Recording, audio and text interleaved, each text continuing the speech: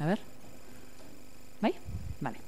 Bueno, arratsalde on danoi, ekin gotzeu garko ohiko plenoari. Bidezkoa balitz, lehenengoa parkatu, bidezkoa balitz, aurreko akten zirriborroak irakurtzea eta onartzea. Bi deukoguz, lehenengoa 2018ko martxoaren 20koa, eta bigarrena 2018ko apirilaren 20koa. Bana-banan egingo dugu, 2018ko martxoaren 20koa, zozer aipatzeko? Ez, boskatuko dugu orduan, 2018ko martxoaren 20koa. Alde? Hago batez. Eta bigarrena da 2018ko apirilaren 24koa. Zozer aipatzeko? Ez? Boskatuko dugu orduan, 2018ko apirilaren 24koa. Alde? Hago batez, baite. Bale. Bigarren, interesdun gaien berri emotea. 2018ko aurrekontuaren kitapena lehenengo sehilekoan. Kontu hartzaile, Andrea, mesedez? Hartzailean. Diru sarreren exekuzio maila 2018ko ekainaren 30an ehuneko 74,24koa izan da. Portzentaje honetatik ehuneko 76,50 ohiko diru sarrerei dagokie eta ehuneko 2,43 kapitaleko diru sarrerei. Gastuari dagokionez, exekuzio maila ehuneko 46,18koa izan da. Honetatik, ohiko gastua ehuneko 53,73 izan da, eta kapitalekoa ehuneko 9,35. Urtea aurrera doan neurrian ikusiko dugu aldatuz joango dela diru sarreren eta gastuen exekuzio maila. Jakinaren gainean izango zatuztegu. Eskerrik asko. Eskerrik asko zuri. Eta gaien berri emote zail honetan, edabideetan azken egunetan, aurreko astean hobe esan da, eztabaida txiki bat sortu izan zen, MTV-aren kontzertua Durangori dagokionez, logikoa danez, horren kostua dala eta ez dala, eta uste dut komenigarria dala, bai ekitaldi honen, bai ondoren aipatuko dudan beste ekitaldi baten kostua adieraztea hain zuzen be, eta horretara egingo dut. Oneri lastur esaten jako antza, baina MTV-ren kontuari buruzari gara. Kostua udalarentzat, gero diputazioak esan beharko dau, bera ezin bako estadiakon, baina hori ez da udal mailako kontu bat. Kostua da 2009-koa. Hain zuzen be, zaintza zerbitzua dalata, industria buletinaren kontratazioa, kontu elektriko batzuk hemen oso gai teknikoa da, kontsumo elektrikoa, ur eta ustubide instalazioen kontratazioa, eta Fenwick eta plataforma. Horret direz. Hau, ekitaldi honi dagokionez. Eta ondoren, gero zapatu honetan ospatuko dan beste ekitaldi baten barri be, eta kostuaren barri be, gureko neuke, hain zuzen be, Kurutzegai ikastolaren, ikastetxe kontzertatuaren 50. urte hurrena ospatzeko, jaialdi bat eta baskari bat egingo dabe ikasle horiekaz lezan baitebe, eta udalak bere gain hartuko dau kostua baitebe, eta hain zuzen be, kostua da 2.457 eurokoa parkatu, 2.457. Eta kontzeptuak oso antzekoak direz, zaintza, garbiketa zerbitzua, kuadro elektrikoak, industria boletina, kontsumo elektrikoa, urpuntua eta Fenwick eta plataforma. Gainerako kontu guztiei buruzko informazioa, prozesuan dagozen kontu guztiak ikusgai daukazuez, eukidozuez eta eukingo dozuez idazkaritza nagusian, eta beste barik pasatuko gara 3. puntura. 3. Bidezkoa balitz, 2016ko kontu orokorraren behin betiko onespena. Kontu batzorde bereziaren irizpena duena, 2018ko urriaren 17koa. Kontu hartzaile, Andrea, mesedez? Hartzailean berriro. Kontu orokorrean, ekonomiaren, finantzen, ondarearen eta aurrekontuaren arloetan egindako kudeaketen berri agertu behar dira. Bai, erakundearena berarena, erakunde autonomoena eta haien menpeko sozietate publikoena. Kasu honetan, 2016ko abenduaren 31 harturik erreferentzia data moduan. Bizkaiko Foru Aldundiaren 129/2015 foru dekretua, uztailaren 28koa, Bizkaiko toki entitateen kontabilitatearen arau esparrua esartzen duena, 2016ko urtarrilaren batean jarri zan indarrean. Horregatik, 2016ko ekitaldiko urteko kontuetan jaso beharrekoa informazioa honen arabera bete dugu. 2018ko uztailaren 4an batzordean 2016ko kontu orokorraren berri eman zan eta batzordeak irizpena eman zuen. Bizkaiko lurralde historikoko toki udalbatzen aurrekontuen foru arauak esartzen duen arabera, 2018ko uztailaren 17an Bizkaiko aldizkari ofizialean argitaratu eta agenda aurrean erakutsi zan hurrengo 15 egunien. Etzen erreklamaziorik aurkeztu. Gero, aurtengo urriaren 17an berriro aurkeztu zan batzordean. Eta batzordeak irizpena eman zuen osoko bilkurara ekartzen den irizpena hain zuzen ere bere onespenerako bidezkoa balitz. Eskerrik asko, txanda zabalduko dugu, Alderdi Popularra? Ez, Alderdi Sozialista? Ez, herriaren eskubidea? Sí, arratsaldeon. Bueno, simplemente decir que, como hemos comentado otras veces, creemos que se siguen sin cumplir con los criterios que trasladó el Tribunal Vasco de Cuentas. Eskerrik asko. Eskerrik asko zuri, EH Bildu? Bai. Kaixo, arratsaldeon. Deberíamos estar hablando de la cuenta general de 2017 y no de la de 2016. También es cierto que estamos sin la liquidación de 2017, que se tendría que haber presentado en marzo de este año. Y como hemos dicho, la cuenta general también de 2017 está pendiente, que se tenía que haber presentado en junio de este año también. El año pasado ya nos trajisteis de golpe y porrazo pues las cuentas generales de 2013, 14 y 15. Se hace difícil fiscalizar la gestión económica de este ayuntamiento y de este equipo de gobierno, donde la oposición pues se nos dificulta esta labor, ya que no disponemos de los informes que hemos comentado, ya que no se presentan en tiempo y forma y se presentan pues con años de retraso. Pasaremos pues a anunciar algunos de los aspectos por los cuales justificaremos nuestro voto en contra de esta cuenta general. Entre las diversas irregularidades e incumplimientos que hemos detectado en las diferentes cuentas generales, en la que corresponde a la de 2016, pues se repiten algunas, como la del cálculo del dudoso cobro, que no es acorde a la norma foral 10/2003, la existencia de préstamos contabilizados como derechos reconocidos, sin que ninguno de ellos esté dispuesto y no se cumpla así las condiciones de la instrucción de contabilidad vigente para el reconocimiento de dichos préstamos. Asimismo, advierte el Tribunal de Cuentas en los diferentes informes que ha hecho, tanto en 2009 como en 2015. También no existe control sobre la incorporabilidad de los remanentes de crédito. Esto mismo lo especifica y advierte el Tribunal de Cuentas del País Vasco en sus diferentes informes, como hemos dicho, el de 2009 y 2015. Y en 2015 ya hace una puntualización también, en 2009 también, pero en 2015 retrae 5 millones mal incorporados. Por otro lado, hay que comentar la deuda que tiene este ayuntamiento pendiente con Azpiegitura, que es la empresa pública, una empresa pública de la Diputación Foral de Vizcaya.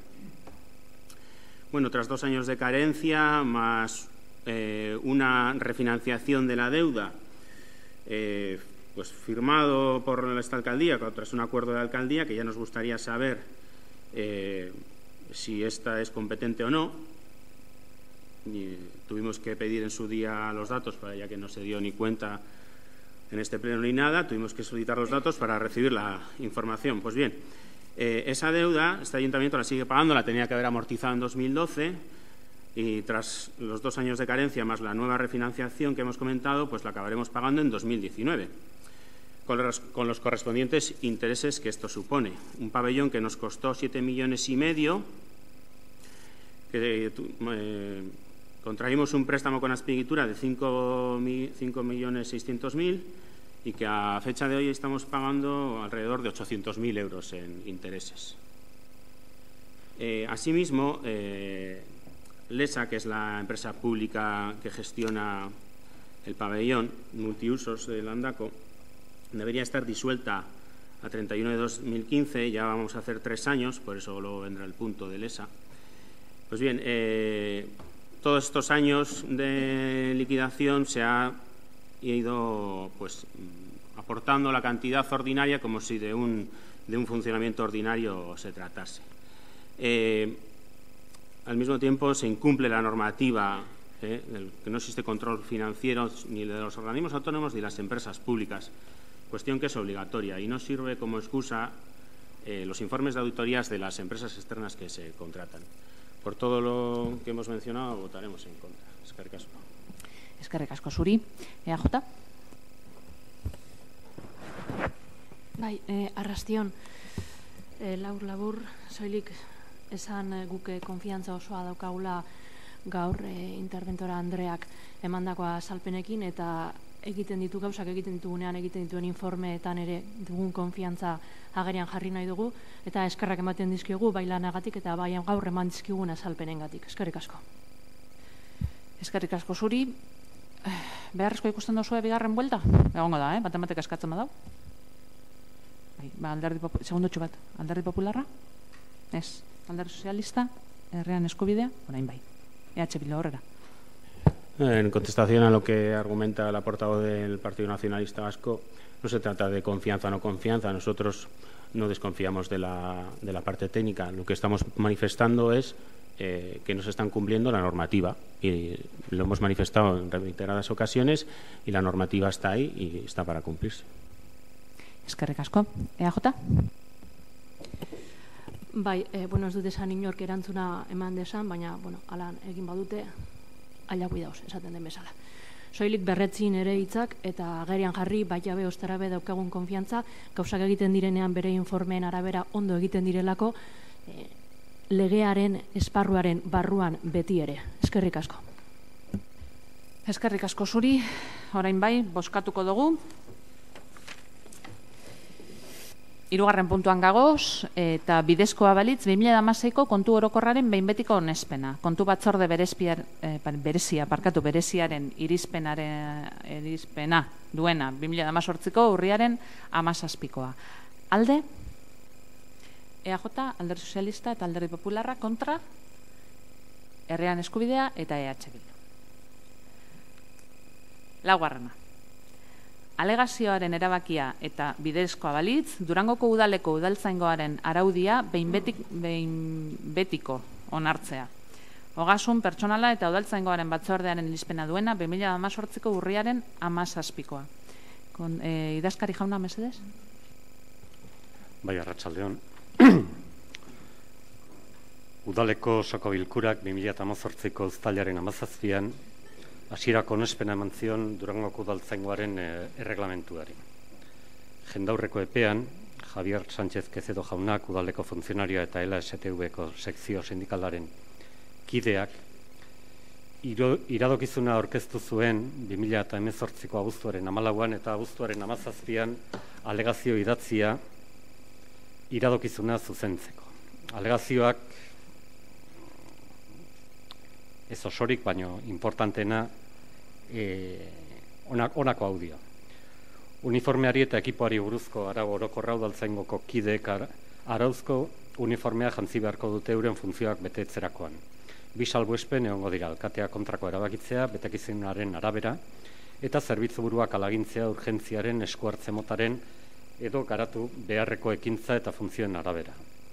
Agindu eman eta gero, zerbitzuburuak alkataria horren berri emango dio. Giza baliabidetako arduradunaren txostenaian oinarrituta, Ogasun, langilego eta udaltzaingo batzorde informatiboak aldeko irizpena eman eta honako proposamen hau luzatu dio udalbatzari. Lehenengokoa aurkeztutako alegazioa onartzea eta moldatzea Durangoko udaltzaingoaren erreglamentuko 21. artikulua, eta 2. onartzea behin betiko Durangoko udaltzaingoaren erreglamentua. Eskerrik asko. Txanda zabalduko dugu, Alderdi Popularra, Alderdi Sozialista, Herrian Eskubidea, EH Bildu, EAJak bez, parkatu, ronda egitea gaitik. Zuzenean bozkatuko dugu, hau da, idazkari jaunak adierazi dauen moduan, proposatzen dana da alegazioa onartzea eta behin betiko onarpena egitea. Dinotxe hemen euskerazko bertsioan jartzen daun behin behineko onarpena, baina behin betikoa da. Bale? Bai? Beraz, laugarrena, alegazioaren erabakia eta bidezkoa balitz, Durangoko udaleko udaltzaingoaren araudia behin betiko onartzea. Ogasun pertsonala eta udaltzaingoaren batzordearen irizpena duena 2018ko urriaren 17koa. Alde? Ago batez.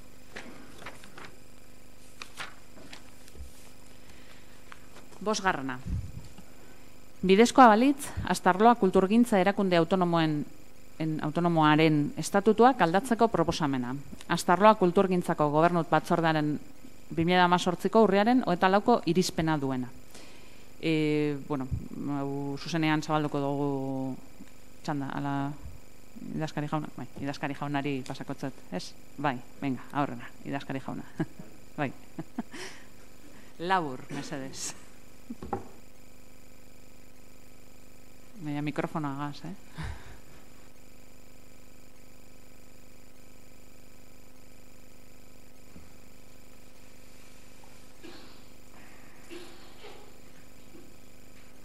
Udalbatzak 2018ko urtarrilaren 30ean onartu egin zuen hasiera batetan behin-behineko onespena eman zion landako gunearen kudeaketaren aldaketari buruzko memoriari. Memoria hau jendaurrean egon zen 30 egunez eta inolako erreklamaziorik jaso ez zuelarik behin betikotzat onartu egin zen delako memoria hori. Horren ondorioz eta memoriare horren arabera lesak zuen objeto soziala Astarloa kulturgintza erakunde autonomoak bereganatzeko espedientea hasi da eta objektu hori bereganatzeko lehendabiziko pausua Astarloak berak dituen estatutuen aldaketa da. Bere objektua, Astarloa kulturgintzaren objektua aldatuz. Horren arabera, Astarloa kulturgintzako juntak irizpena onartu zuen horixe eskatuz udalbatza honi. Bere estatutoen aldaketa, hain zuzen ere, objektuari dagokionez. Eta horretarako aldatu egin beharko litzake alde batetik 3. artikulua landako guneko helburuak aldatuz, landako guneko ez, Astarloako helburuak aldatuz, eta atxikitutako ondasun higiezinak bere kargu jarriz. Oso labur bilduta, hau izan daiteke. Eskerrik asko bihotzez, idazkari jauna. Txanda zabalduko dugu. Alderdi Popularra? Arratsaldeon danori, eskerrik asko. No tenemos ninguna posición en contra al argumento presentado por el secretario y a la versión que nos defiende, y creo que ya en comisión todos estábamos de acuerdo con lo que acaba de defender el secretario. Eskerrik asko. Alderdi Sozialista? Arratsaldeon. Bueno, pues tal y como ha explicado el secretario, con esta modificación de estatutos, lo que era la sociedad pública LESA pasa a formar parte del organismo autónomo Astarloa Kulturgintza, y lo hace sin perder los objetivos para los que se creó, que sí nos gustaría destacar, por un lado, la promoción de ferias y mercados, que traen, por un lado, actividad económica al municipio, y entre ellas sí me gustaría destacar la Feria de Verdeago, la Feria del Libro, los conciertos que hemos tenido este fin de semana pasado. Y, por otro lado, también queremos hacer hincapié en otro de sus objetivos, que es la cesión de este edificio a las diferentes asociaciones que tenemos en el municipio, ya que con ello lo que pretendemos es apoyar las diferentes actividades que se organizan a lo largo del año.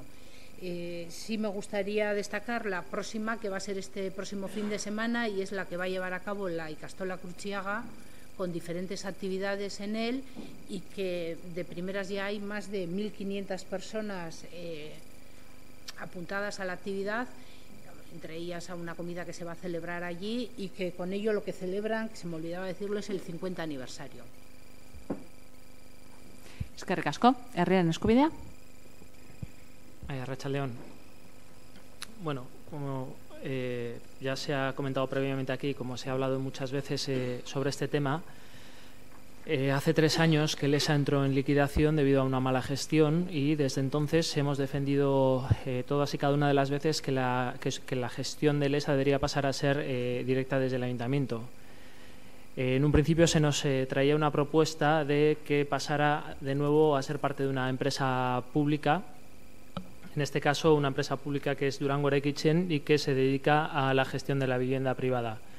Ya dijimos en su momento que no creíamos que fuera correcto y apostábamos por este modelo de gestión. En Lesa, desde 2015, desgraciadamente no se ha cumplido con el calendario de reuniones mensuales y apenas hemos tenido 8 reuniones de las 34 previstas en estos 3 años, lo que ha retrasado demasiado este cambio. Ahora creemos que nos están trayendo con demasiadas prisas esta aprobación, en la que nos alegramos de que se haya incluido nuestra propuesta de que uno de sus objetivos principales sea que el pabellón multiusos se abra a las asociaciones y a la ciudadanía de Durango, pero nos ha quedado el sabor agridulce de que en la comisión en la que se dictaminaba no se dio la posibilidad de debate, de cambios, de posibilidades, e incluso ni siquiera se dieron respuestas a preguntas que teníamos, algunas desde hacía mucho tiempo. Entonces, pese que hemos defendido siempre este modelo y este cambio, no podemos compartir estas formas, por lo cual no podemos votar a favor. Eskerrik asko. Eskerrik asko zuri. EH Bildu. Arratsaldeon berriro ere. Hay que decir que este es el mejor ejemplo de su gestión en los últimos años. Podríamos decir que de esta legislatura y de la anterior también. Cuando se les presentan los problemas o las dificultades, en lugar de afrontarlos, como nos tienen acostumbrados, y gestionarlos, miran para otro lado, como si con vosotras no fuera la cosa, a ver si por casualidad el problema se soluciona solo, no se arma demasiado revuelo, o a la gente se lo olvida y a seguir viviendo un rato del cuento y otro rato de las rentas. Lesa era la empresa pública que gestionaba el pabellón multiusos. Era su modelo de gestión, el de las puertas giratorias y los puestos a dedo. Eso que controlan tan bien y que tanto les gusta. Y aún así, tras un cambio normativo del que fuisteis debidamente informados y con suficiente antelación avisados por sus colegas de la Diputación, no hicisteis nada. Y tras mirar para otro lado y que pasara el tiempo sin hacer nada, por imperativo legal, os habéis visto obligadas a liquidar la empresa, asunto que bien os preocupasteis de ocultar a fin de la legislatura pasada, para que no os salpicara nada en la campaña electoral. Cabe recordar que os tuvimos que llevar a los tribunales y que tuvo que ser condenada la señora alcaldesa para darnos la información y que tuvimos que pagar las costas de dicho juicio, un dinero que lo tuvimos que pagar entre todas las personas duranguesas. No lo puso la señora alcaldesa de su bolsillo. Pero como a todo cerdo le llega su San Martín, y aquí estamos hoy dando la puntilla a esta empresa y a vuestro modelo de gestión. Llevamos años reclamándolo. Hemos propuesto cantidad de ocasiones el asumir el modelo de gestión, asumir como propio dentro del ayuntamiento. Lo hemos propuesto como organismo autónomo, como Astarloa Kulturgintza. Antes era inviable, no había manera. y ahora aquí estamos. Siempre hemos defendido una gestión directa desde el Ayuntamiento, logrando así una mayor eficiencia de los servicios, mayor transparencia y menores gastos. Unos 12.000 al año, 12.000 euros al año, en concepto de dietas, auditorías, registro de cuentas, gestión de nóminas. Cabe recordar que el ESA se constituyó en febrero de 2004. Pues unos 12.000 euros al año hagan cuentas. Sin contar con el gasto en IVA por pagar las diferentes actividades, las actividades municipales, que como ya se indica en la memoria que ha mencionado el señor secretario para la modificación de la forma de la gestión, más del 60% de estas actividades están organizadas por el Ayuntamiento. Entonces, más del 60% de esas actividades las paga el Ayuntamiento, pagamos doblemente, la aportación que anualmente se da al ESA, más por cada actividad, más el IVA correspondiente. Por poner un ejemplo clarificador, si el ESA se constituyó en 2004, lleva 14 años, lleva 13 ediciones realizándose la ISOS Pista, que todo el mundo conocemos. Bueno, pues por la ISOS Pista, en estos 13 años llevamos pagando anualmente unos 1.000 euros, 1.000 y algo euros en concepto de IVA. Pues si hacen la cuenta, por 13 ediciones, pues alrededor de 15.000 euros en IVA. Solo un ejemplo claro de una actividad que lleva más o menos la vida de la empresa. Todos estos gastos por mantener esta forma de gestión, que si hubiera sido gestionado desde el propio Ayuntamiento u organismo autónomo, estos gastos no se darían, a excepción de las dietas de los concejales. Pero para que su modelo de gestión, parece que su modelo de gestión sea el derroche del dinero público. Claro que como no sale de sus bolsillos, pues no pasa nada. Asimismo, llevamos toda la legislatura que lo único que hemos realizado en LESA, en la Junta de LESA, que lo único que hemos realizado es nombrar los consejeros como liquidadores de la sociedad y poco más. No hemos ejercido como tal. Desconocemos cuáles han sido las operaciones sociales realizadas o la contabilidad realizada. La información a los liquidadores y socios ha sido nula. El último consejo de LESA fue el 25 de octubre de 2017. Llevamos un año sin ninguna reunión. Desde entonces, cero información. Y los años anteriores, parecido. Ahora, con el fin de integrar la gestión del pabellón multiusos en el organismo autónomo Astarloa Kulturgintza, traéis una propuesta que, desde que en enero se aprobara inicialmente la memoria de modificación de la forma de gestión de Landako Gunea, en la cual se establecía que debían cambiarse los estatutos del citado organismo autónomo, no hemos tenido noticias. Nuestra propuesta dice: Landako Gunea tiene como objetivos principales gestión integral y explotación del edificio multiusos de Landako y demás dependencias anexas, la promoción de ferias y mercados, gestión de los mismos, apoyo para el desarrollo de actividades económicas no laborales, la cesión y el arrendamiento de su propiedad, así como la cesión al tejido asociativo de Durango y puesta a disposición de la ciudadanía. Nosotros entendemos que esta propuesta para modificar los estatutos de Astarloa Kulturgintza atiende a la gestión anterior, con la cual nosotros no estamos de acuerdo y de la cual deberíamos apartarnos. Es por ello que 10 meses después de la aprobación inicial, cuando se ha traído nuevamente el tema a una junta, entendíamos que para trabajar y debatir, pero no, queréis pasarlo como mero trámite, pues bien, nosotras queremos proponer nuestra forma de ver y entender la gestión de este espacio, de este servicio, el cual llevamos años reclamando, para lo cual, como voto particular, proponemos añadir a los estatutos de Astarloa Kulturgintza en su artículo 3 lo siguiente. Landako Gunea es un recinto ferial diáfano, polivalente, sin columnas, moderno y versátil, que permite la celebración de todo tipo de eventos. Este espacio tiene como objetos principales: 1. Responder a las necesidades municipales, culturales, asociativas u otras. 2. Ser espacio de encuentro y esparcimiento para la ciudadanía. El uso y disfrute del espacio será gratuito y permanecerá abierto en su totalidad o por módulos de lunes a domingo en el horario establecido por la Junta de Astarloa Kulturgintza siempre que esté disponible. 3. Ser un espacio al servicio del movimiento asociativo de Durango para que puedan realizar todo tipo de eventos. Dichos eventos han de ser acordes a los fines de cada asociación y a los límites técnicos y legales del espacio de Landako Gunea. El uso y disfrute del espacio será gratuito para las asociaciones de Durango y se fijará mediante convenio las contraprestaciones para realizar los eventos.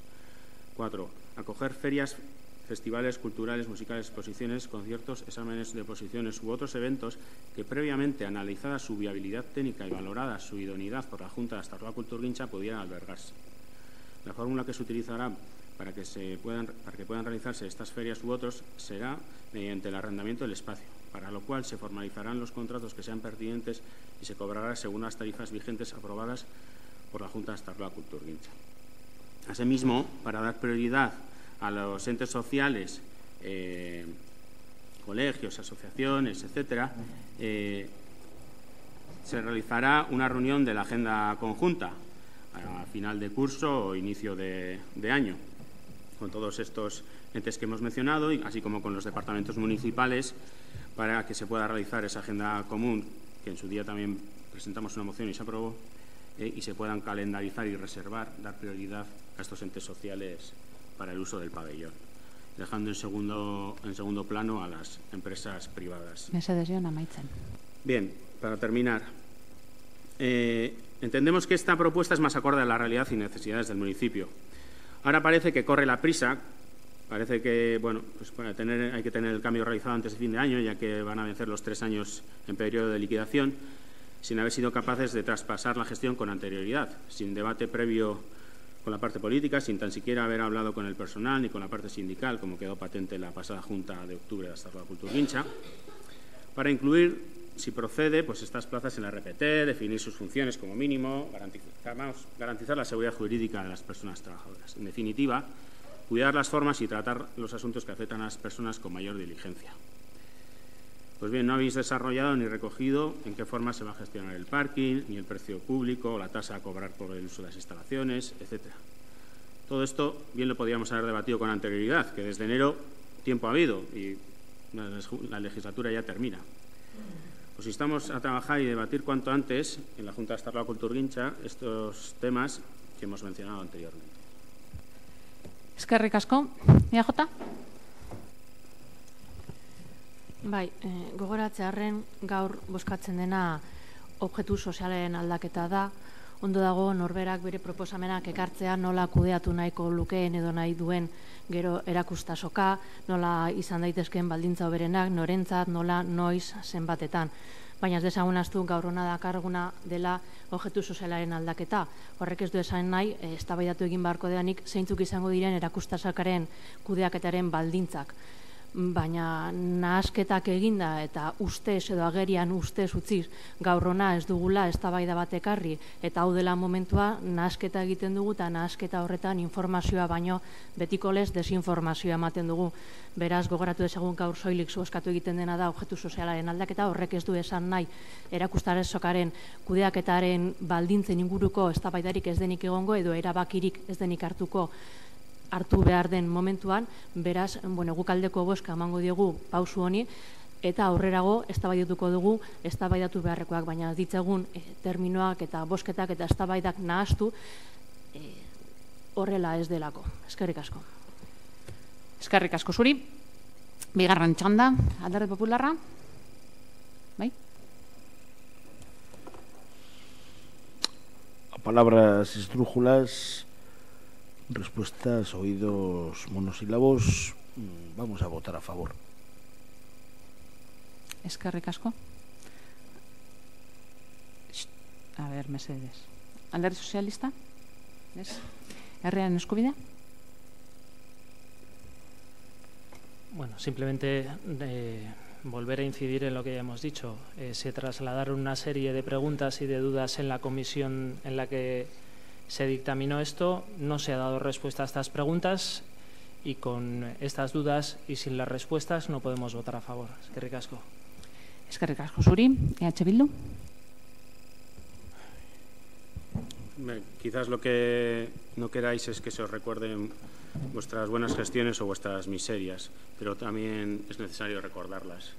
Asimismo, comentáis el tema de que el debate es el tema del cambio del objeto social. Pues bien, será el tema del cambio del objeto social de Astarloa Kulturgintza. Pero para nosotros creemos necesario que hay que debatir previamente, tener las cosas claras previamente y después cambiar el objeto social o añadir los cambios oportunos en los estatutos y no al revés. Cambiar los estatutos no se sabe para qué Y luego, pues ya volveremos otra vez a esta mesa, ¿no?, a este pleno, a volver a cambiar los estatutos o lo que sea. Y al Partido Popular se dice que a palabras necias soy sordos, pero para palabras necias las suyas. Eskerrik asko. EAJaren izenean nik neuk parte hartuko dut. Ze gogoratu behar direz gauzak hemen, eta kontrolatuko dut denbora, minutu bi direz, eta ni saiatuko naz, era guztiak erabilita 2 minutu horiek ez gainditzen. Gogoratu beharra dago, bai, gogoratu beharra dago. Hain zuzen be, gogoratu beharra dago, proposamen hau gaur dakarguna, hainbat bider eztabaidatu izan dela, EH Bilduko bosoraleak aipatu dauen moduan, Lesako administrazio kontseiluan. Eta izan ere, badakizu ezer, proposamena, hautxe berau, eurena da. EH Bilduren proposamena da. Baina, naizta euren proposamena onartu eta ekarri, ez da benai aldeko boturik emon. Zeo segaitik izango da. Behar bada, maiatzean hauteskundea dagozalako eta aldeko boturik emotea ez talako komenigarria, izen leike.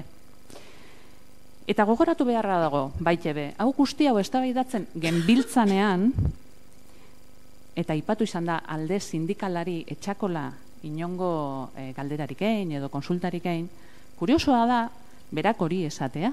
Ze administrazio konseinu horietako aktetan jasota egongo da gu geuk, EAJak, behin eta berriro, aipatu izan gendula gure lehentasunik importanteena zala Lesako langileen ez lan baldintzat bakarrik espadauren lanpostuak mantentzea. Eta hori esan garai horretan Aralarrek esaten ebana. Beraz, gogora deigun, baina gogora deigun dana. Ez bakarrik komeniakuna. Eta hori da, EH Bilduk momentu honetan egiten da bena. Debaterik ez dala egon Lesako batzarrik, ez dakizer, badakizer. Kontu hau, likidaziotik gero, edo likidaziotik geroztik, eztabaidatu izan da, okerrezpanago, Ogasun batzordean. Eta aurreko presidenteari begiratzen dute. Eta bertan, memoria eztabaidatu izan da. Eta proposamen hau, oindala urte batzuk, EH Bilduren, edo Ezker Abertzalearen hobesanda eta zehatzago izateko proposamena zala, hause bera usan. Orduen bai, oinez. Ez dakigu segaitik. Guk aldeko botu emongotzeu. Eskerrik asko. Minutu bi. 5. puntuan gagoz eta bozkatzeko momentua heldu da. 5. bidezkoa balitz, Astarloa kulturgintza erakunde autonomoen estatutuak aldatzeko, parkatu, bai, arrazoia, ontxe konturatu naz, bai. Irakurriko dut puntua, bale? Eta gero betiko legez egingo dugu lehenengo ordezko proposamen, no? Edo boto partikularra, eta gero jatorrizkoa, bale? Baina irakurriko dut puntua, bale? 5. gagoz, bidezkoa balitz, Astarloa kulturgintza erakunde autonomoaren estatutuak aldatzeko proposamena. Astarloa kulturgintzako gobernu batzordearen 2018ko urriaren 24ko irizpena duena. Boto partikular bat daukagu, lehenengo bozkatuko dugu boto partikularra, eta gero jatorrizko proposamena. Mozioetan egiten dugun moduan, bale? Venga, boto partikularraren alde, herriaren eskubidea, eta EH Bildu, jatorrizko proposamenaren alde, EAJ, Alderdi Sozialista eta Alderdi Popularra. 6. Herriaren eskubidea taldearen mozioa errepublikari buruzkoa parkatu. Sarrera erregistro honegaz, 2018ko urriaren 30koa. Aurrera, mesedez. Arratsaldeon. El motivo por el que presentamos esta moción no es otro que el que solicitar al Ayuntamiento de Durango que sea una institución más que se sume a solicitar que se agoten todas las posibilidades que ofrece la ley para cambiar el actual modelo de jefatura de Estado por el de una república. Pese a su corta vigencia, al ser interrumpida por un golpe de Estado y una posterior convalecencia que parece alargarse, no resta nada a su brillantez. Fue un proyecto político que quiso que la sociedad de este país se equiparase a las grandes sociedades modernas. Su continuidad habría dado respuesta a algunas de las heridas que todavía hay y habría reparado algunos atrasos históricos que vivimos. No se puede negar que la democracia está más consolidada y la sociedad más cohesionada, pero queremos destacar el reconocimiento y la admiración por unos valores que quisieron transformar un país para convertirlo en más justo, progresista y avanzado, que combatiera la desigualdad y se acabara con privilegios feudales. Un proyecto que reconoció los derechos de las mujeres, universalizó la cultura y la educación, combatió el analfabetismo, quiso modernizar la justicia, construir un Estado federal, ser un país puntero en la ciencia y el arte. Trató de modernizar el sistema agrario y convertirnos en un país laico en el que la Iglesia no tuviera poder de decisión política. Basta ver los avances logrados en numerosas disciplinas y la semilla sembrada en lo cultural, social y político de lo que vino después. Conviene reivindicar esa época democrática y de progreso en la que hubo gobiernos de todas las ideologías y en la que se consiguieron innumerables logros sociales, aunque hay ciertas corrientes de falsos historiadores que quieren confundir y desprestigiar lo que supuso la República, una República cuya memoria debe ser reparada tras ser condenados a muerte muchos y muchas de aquellas que lucharon por ella, y en el mejor de los casos a la depuración y el exilio. Valores de compromiso social y de libertad, de trabajo por construir una sociedad más justa e igualitaria. Por todo esto, es una contradicción apoyar el actual modelo de monarquía parlamentaria contraria a estos valores citados. Es un clamor social y se debe asumir con el grado de madurez y consenso que exige. Por todo ello, proponemos que el Ayuntamiento de Durango se pronuncie en los siguientes términos. Que en una sociedad democrática, todo cargo público de representación de la ciudadanía debe ser elegido y renovado periódicamente a través de las elecciones. Este principio y valor debe hacerse extensivo a la jefatura del Estado, avanzando hacia un modelo republicano. Manifiesta su preocupación por los diferentes escándalos y denuncias de corrupción que afectan a la Casa Real y exige que puedan ser investigadas completamente por el Poder Judicial. Asimismo, como cualquier cargo público, debería rendir cuentas y ser fiscalizado por el Poder Legislativo. Que el derecho al honor de la Casa Real debe gozar de la misma protección que el de cualquier otro ciudadano o ciudadana. En este sentido, instar al Congreso de los Diputados a reformar el Código Penal, artículos 490.3 y 491, ajustándolo a lo establecido por la Convención de Derechos Humanos. Artículo 10, tal y como puso de manifiesto el Tribunal Europeo de los Derechos Humanos. Y como nos han pedido los compañeros de Bildu, queremos sumar un cuarto punto. Durangoko udalbatzak Euskal Errepublikaren baloren aldeko konpromisoa berretsi eta monarkia bezalako erakunde zaharkitu eta antidemokratiko baten abolizioaren alde egiten du. Eskerrik asko. Eskerrik asko zuri. Etenaldi txikitxo bat egingo dugu, bale? 5 minutu. Goti jota, bale? Eskerrik asko, bosoraleak momentu baten egongo gara? Mesedez. Bai?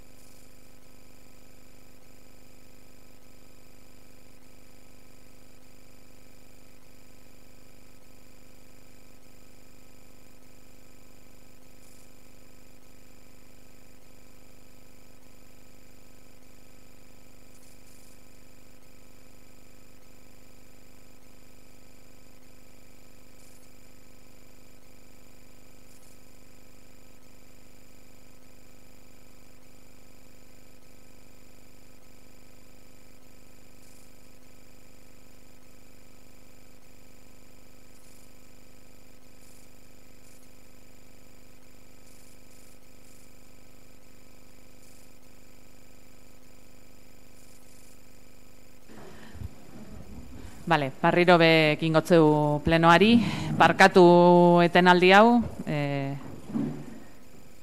bueno, laburtsua izan da. Seigarren puntuan gengozan, espero dut aurkezpena, Mozinoren aurkezpena amaitu izana, eta orain txandan sartuko gara. Bale? Lehenengo txandan, Alderdi Popularra.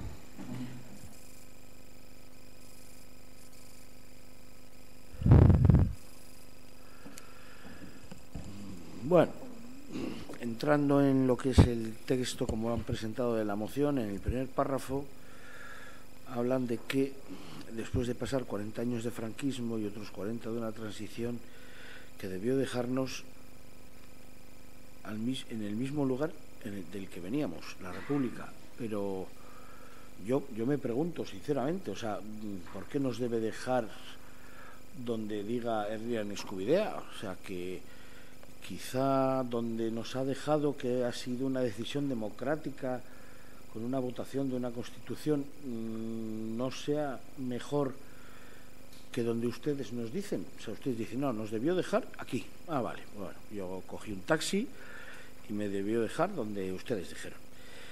Y en el segundo párrafo dice, pese a ello, seguimos soportando que la jefatura de Estado sea un cargo que otorga el derecho de nacimiento, en lugar de ser elegido democráticamente.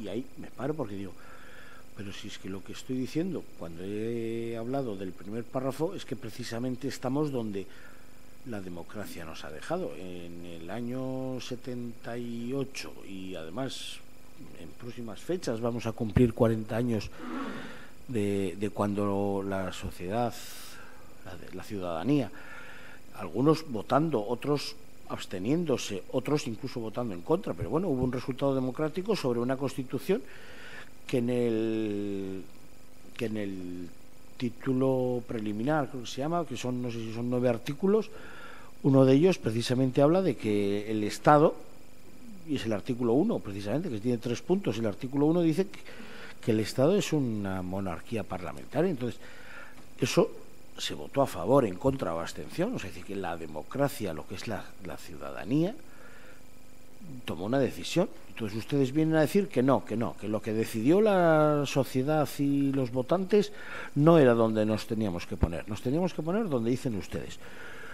Bueno, pues no sé, si nos leemos la Constitución y tenemos en cuenta que fue democráticamente votada, la posición nuestra, desde luego, es que esta moción no tiene ni pies ni cabeza. Eskerrik asko, Alderdi Sozialista. Sí, eskerrik asko. Bueno, por nuestra parte decir que nos vamos a abstener en el texto que se nos presenta. Sin más, decir que no vamos a entrar en el asunto. No le vemos tampoco mucho interés, en el sentido que es una declaración de intenciones que se hace aquí en este pleno, pero que ni tenemos competencia ni nos lleva a ningún lado. Entonces, por ese motivo, nuestro voto va a ser una abstención. Eskerrik asko. EH Bildu. Bueno, arratsaldeon danoi. 82 urte diez jada estatu kolpe fascista batek 3 urteko gerra zibil eragin eta legitimo zen Espainiar Republikie bera bota zabela. 82 urte diez Espainiar estatu bilurren eta persekuzioen gau ilunien jauzi zala. Eta estatu kolpe horrek danodakin moduen 40 urteko erregimen frankista bat ikarri zaben. 40 urteko erregimen fascista bat. Horren ostien, trantzizio etorri zan, eta aurreko 40 urte latz horietako jendiaje guztixe sozelan eta ganera ganora zenkajetako modoko konstituzio bat egin zan. Karta magna hau baina, esan besterik posoinuteko zaharra daño. Itxura demokratiko horren atzien, aurreko 4 hamarkadetako boterien esan injer ekonomiko, judizial eta politikuek eskutetan zielako. Funtzien, mugimendu lampedusiano edo gatopardista bat izango litzeke hau, konstituzioena, Frankok berak zen moduen atado ibin atado hori, benetan izin zalako atado ibin atado, eta ez zalako egon margen gitxi egulako gauzak aldatzeko. Eta igual horretik izango zen, bebai, Euskal Herrixek berak ukatu egin zagoela konstituzio hau. 4 herrialdeetako botuak hartute, ikusi zen, botuak moa bien, konstituzioa ukatu egin zala, orduen PP-ko bozeramaiek demokrazia eta referendum horretan irabazi aldarrikatzen momentuen, igual kasu horretan Euskal Herrixen elitziko onbiko bintzen konstituzio hau vigente, ezta? Baina, bueno, Eta, bueno, gero, konstituzio iruzurren adierazle handixena ez dakit, baina bada adierazle biziolentako bat monarkia eta bere erregien figuri da dudabarik.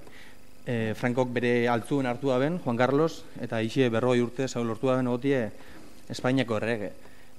Legien ganetik egonda eta estatu buru xetiek moten utozan privilegioetan oinarritute, dirutza aitzela jaben personaje honek, eta hori dalata gaur egun ustelkerixen eredu bihurtu da bai Juan Carlos zein monarkixe bera.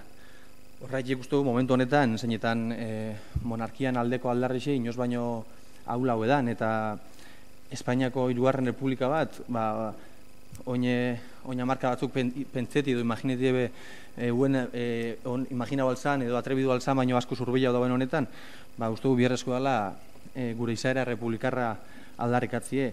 Y así me dirijo directamente a las concejales del PSE, que por lo que afirman no les interesa mucho un debate sobre la monarquía. Pues en estos momentos es necesario proclamar nuestra identidad republicana, la identidad republicana del pueblo vasco y la identidad republicana también de todas las gentes del Estado. Estos días en que los fascistas, que durante 40 años gobernaron este país con mano de hierro, salen a la calle sin ningún pudor, sin ninguna vergüenza, proclamando su fascismo, es más necesario que nunca levantar nuestra voz antifascista, que en el Estado español necesariamente suena con una voz republicana. Refiriéndose a esa España silenciada durante demasiadas décadas, esa España humillada y machacada, una bonita canción reza lo siguiente: que la única patria digna de este país aún sigue en cunetas.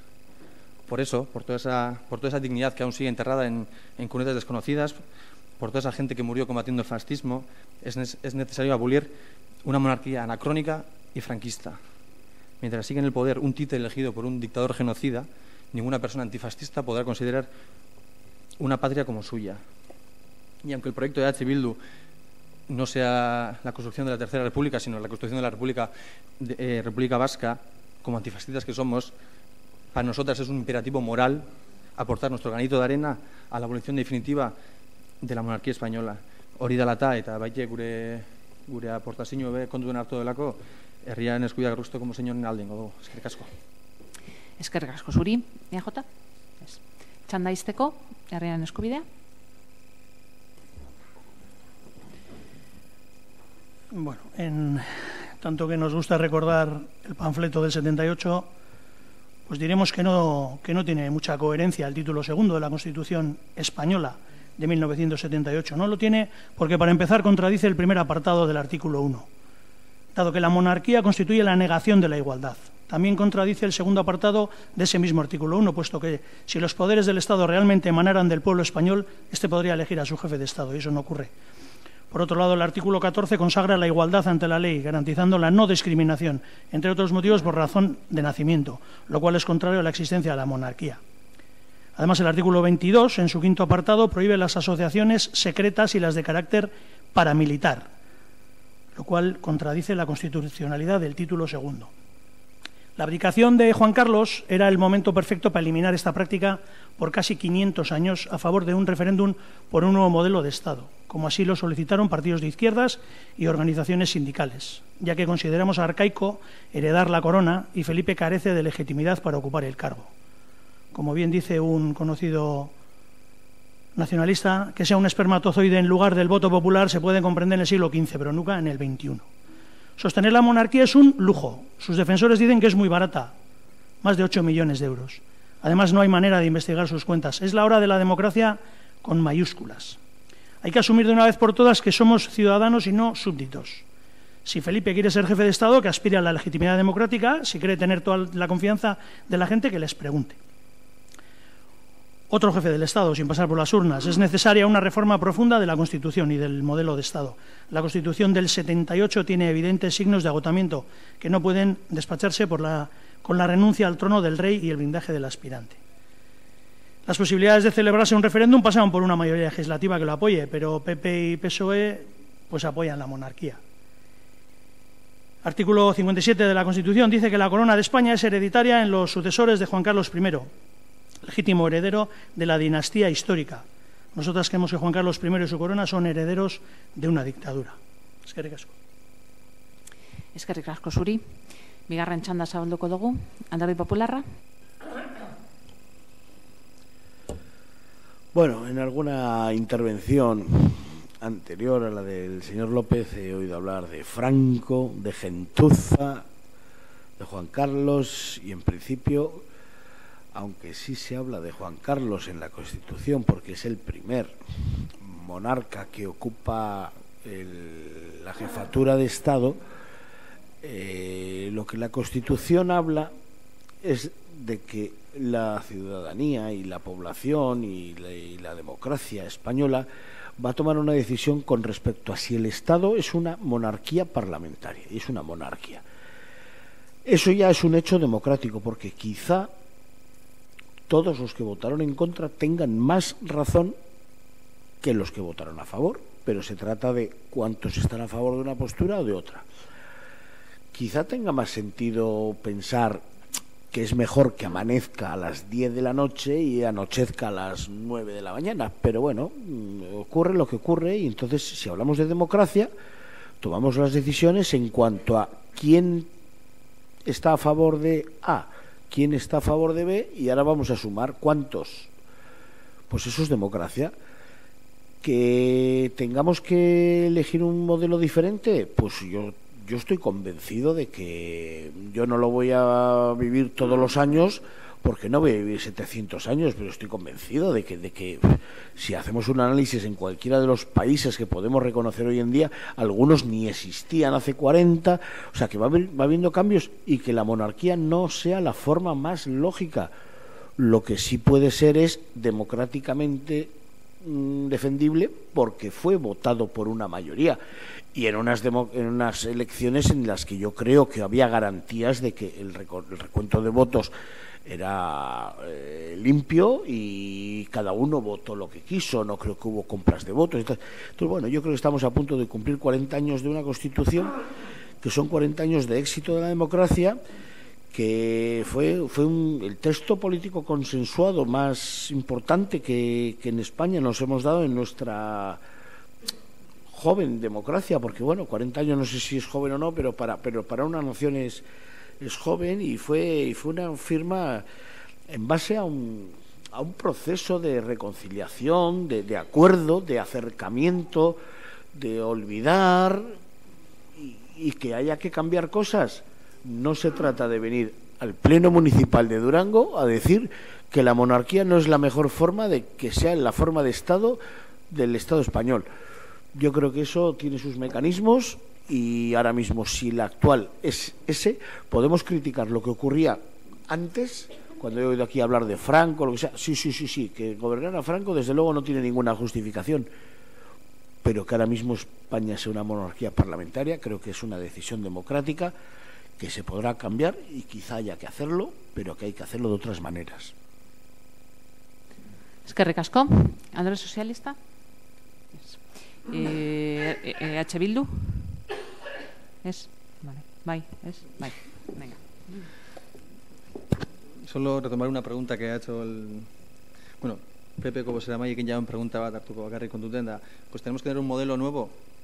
Pues puede que sí o puede que no. Lo mejor es votar en referéndum, plantear un referéndum de si es viable, si se ve que la decisión que se tomaron hace 40 años todavía bajo las armas franquistas, y que 3 años después se vio que con el golpe de Estado de Tejero, pues que realmente había armas y había tanques en las calles todavía, pues lo que se votó en ese clima de tensión, pues eso que tiene que perdurar durante 500.000 años o tantos como la nación española, según como dice Casado, pues no sé si tiene que ser, pero lo mejor es si crees tanto en la democracia que hay que tomar en cuenta ese referéndum, lo mejor sería votar en un referéndum la continuidad de la monarquía o la proclamación de la República por tercera vez ya, y lo mejor sería, lo más fácil sería eso.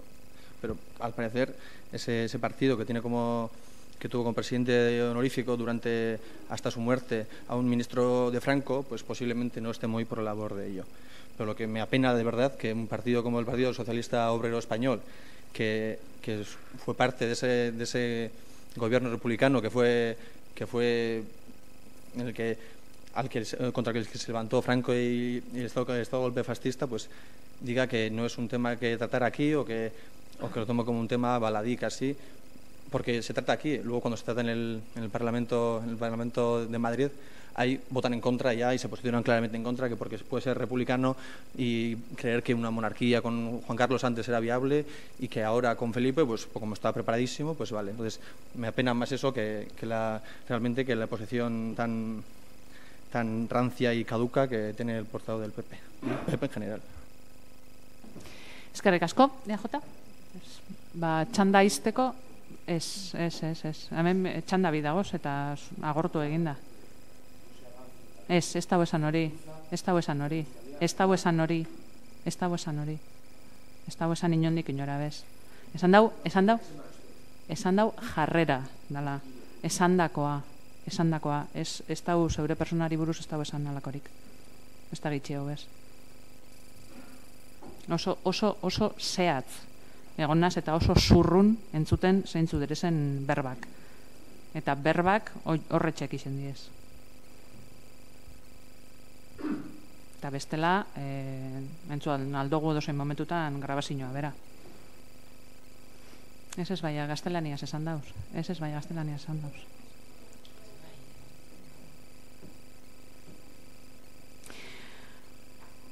Zuk uste badozu gondala hemen irainik, egin nahi dozune, baina nik inundik inora bez, eta gainerakoek bez, ez da entzun irainik personaren kontra, espada esandakoa irangarria dala adierazi da, besterik ez.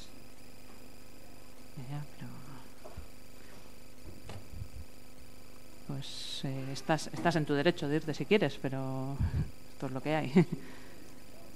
Bien. Pero no ha habido tales insultos respecto de la persona. Sí, claro. Lo que se estaba aquí debatiendo eran opiniones. Entiendo que nadie está haciendo valoraciones en ninguno de los casos respecto de las personas. Por parte de ningún grupo, espero.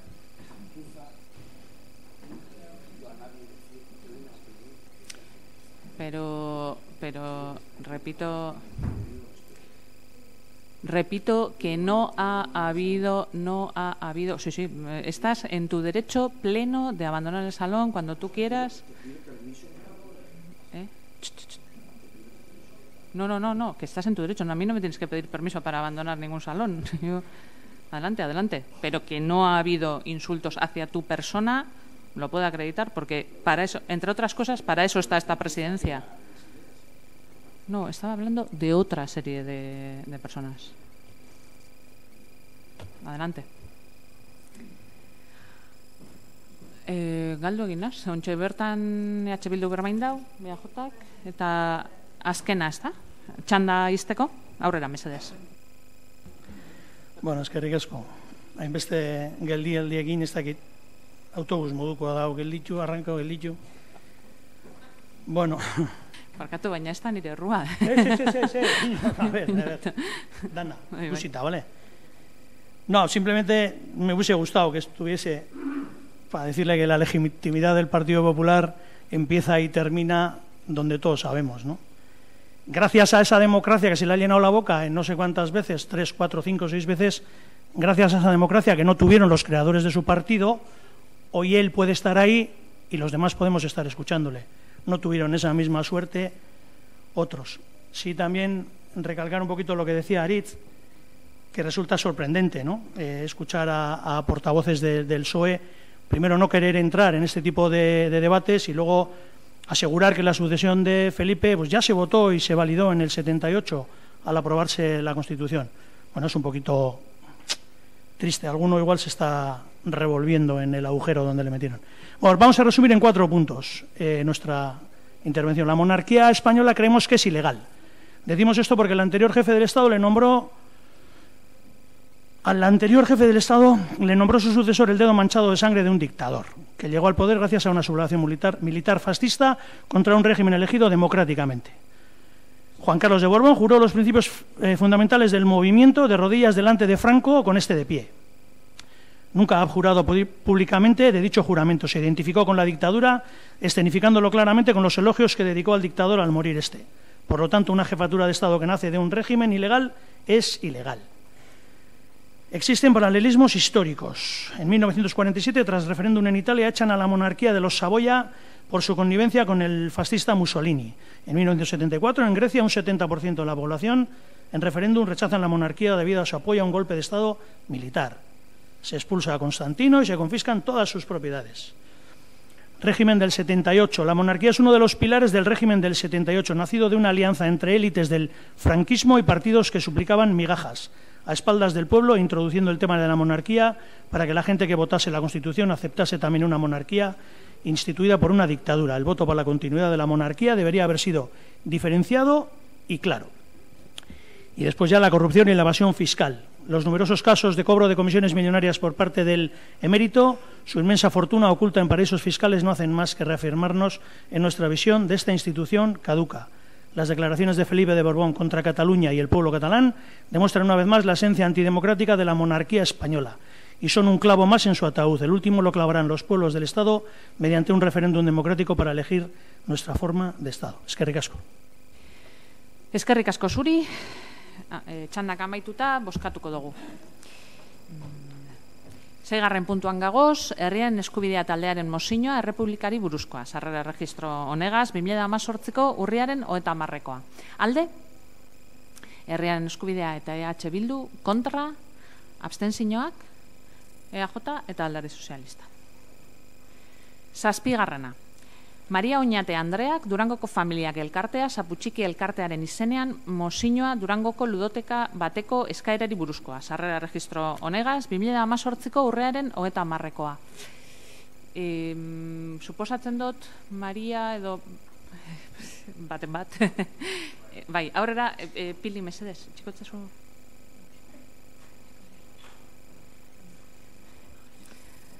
Eskerrik asko. Vale. Ja, suposatzen dut ditxoin. Segondutxo bat, mikrofonoa.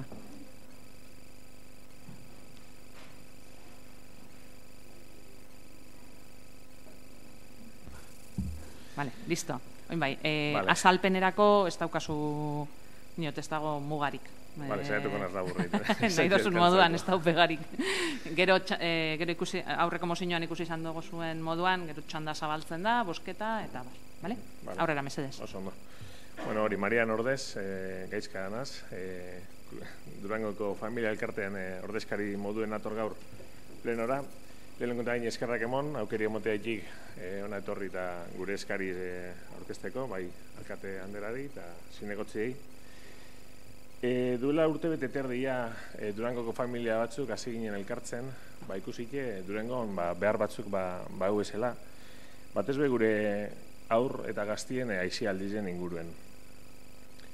Erabaki gendun elkarte bat sortzia eta oin urte bete inguru San Agustin kulturgunien aurkeztu ginen, aurkeztu gendun elkarte bat sortuko gendula intensio hori, eta bertan oso argi itzi gendun ez ginela inoren kontra, inoren aurka sortzen. Sortzen ginela Durangon alde lan eiteko. Batez be gure aur eta gaztien eta nerabien alde lan eiteko. Proposamena oso argitze izen zen. Bertan bebai, oso argitze gendun, erabatzen izten dugule Francesco Tonucci pedagogoak bere herrian, Italian, Fanon, aurrera eramandako esperientzatik sortutako liburuan, aurren iria, liburuan bertan esaten dituen gauza askorekin. Bertan, aipatzen dau, eta bere lema hundizena hauxe da, aurrentzako herri hobe bat, ero aurrentzako hiri hobe bat, danontzako hiri hobe bat dala. Gureko geunke, Durango herri ezitzaileen mugimenduen sartzia. Hainbat die Euskal Herrian mugimendu horretan sartute dauzenak, Eusko Jaurlaritzatik bultzatzen den ekimen bat da, adibidez Leioa herri bera bertan sartute dau, eta gureko geunke Durango, hor sartzea. Durangon aurretan erabentzako ezer egiten ez dala esatiebe guzurra izango zan. Gauzak egiten die, egin izen die, baina egiz esan sentsazio edeku ez dauela plan integral bat, ez dauela plan bat benetan interesatuekin kontrastatue, eta egiten dien gauza gehienak modu unilateral baten egiten diela. Familiekin eta gaztiek kontuten hartu barik. Esan bezala, gauzak egiten die, parke barriz egin die, domekaero ekimena behin zan aurreko udaberri zen, izotz bizta egiten da, gabonetako parkie, udalekuek, nola ez. Baina beti, sentsazio hori, plan integral baten barruan, kokatutako ekintzak izango balira moduen. Momentuko okurrentzia edo partxe bezala egiten direla. Beti erdizka antolaturik eta danon iritzizea kontutan hartu barik. Eta entzuten dugunez, diru kantitate haundizek bertan inbertituz edo zehautuz. Gaurkoan plenora beste partxe bat eskatzera gatoz. Baina gure ustez ezinbesteko edan partxe bat. Eta da, ludoteka bat. Guk, esan dugu lan egiten saiatzen garela, eta behitu dugu gure autonomian zenbat herrietan dauzen ludotekak, eta zerrendie oso luzie da. Haimen txikotzuet, informazio hau, interestan baiatzue.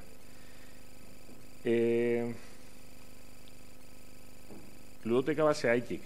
Uste dugu ludoteka bat familia askoren erreferentzia puntua izango litzakela, aizialdi nerabe eta gaztien aizialdiaren erreferentzia puntu garrantzitsu bat. Bertan, elkartu, aizialdia antolatu, eta nola ez jolastu, eiteko aukeri emongo leuke, eta gaztiek sozializatzeko aukeri ebe aukingo leukie bertan. Ondino negu ez da heldu Durangora, baina egize da, hotza eta eurize heldu diela, gure herrira. Eta, errealitatea da, Durangok ez dabela eskaintzen aterpien modu duin baten egoteko aukerie. Azpi egitura duin ibentzet. Gure familiak, gure aurrak eta gure gazteak elkartu daitezan. Eta ditugun aterpe gehienak itxite topetan duguz egunien zier. Frontoiak, erakustasoka, eta bar. Horrek beste egun baterako, beste eskari bat ingo dugu, horrek saldu daitezan. Ludoteka bat beraz ezinbestekue ikusten dugu. Eta ez epe ertain ero luzera. Ja behar dugun azpiegitura bat da. Negu honetan behar dugun azpiegitura bat. Eta uste dugu borondatea zein daitekela. Horren adibide uste dugu dela Durangoko liburutagizka azokan, hor zau ganbara aretoa, gune bat sortzen da, egia da, badagoela lokal bat oso duina horretako, baina bertan egiten dan inbertsioa eta bertan egiten dan lana, ero ze epetan montatzen dan, oso epe laburrean uste dugu oso leku duin eta eder bat sortzen dela. Familia gehienek modu positiboan baloratzen da bena, eta lehen esan duten bezala, Durangoko familien elkartetik prest gaude elkarlanien gauzak egiteko. Gure ideia emotetik antolaketan laguntzera, edo auzolanera, edo eta etxean ditugun materialak partekatzeko prest gaude. 250 familia gaude. Esan dute prest gauzela lan egiteko eta ja hasike gauz. Ostegunero, eskatute deku Pinondo etxien lokal bat, ordu bizisten dozkue, goiko areto nagusize, eta bertan egoten gara, gure etxeko liburu, gure etxeko panpin eta jolasekin, nahi da bienek, aukera aukin dizien, ordu bizikeran behaztien, leku itxi eta aterpe batean jolastu alizeteko. Ez da leku egokiena gure ustez da nadala. Kokapena nahi dagokionez, gure asmu ez da inoren lanien sartzie.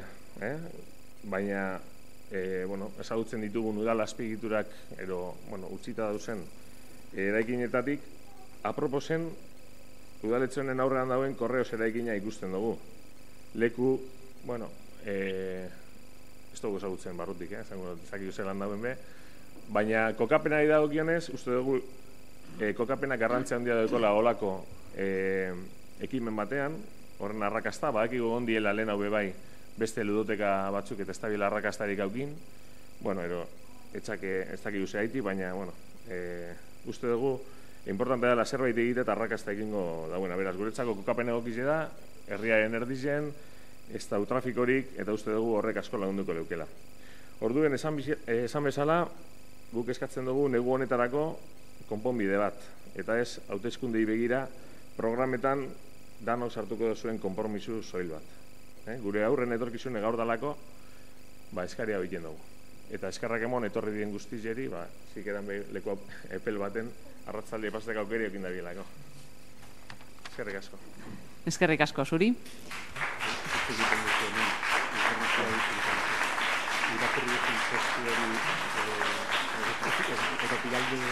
Oso ondo, txanda zabalduko dugu.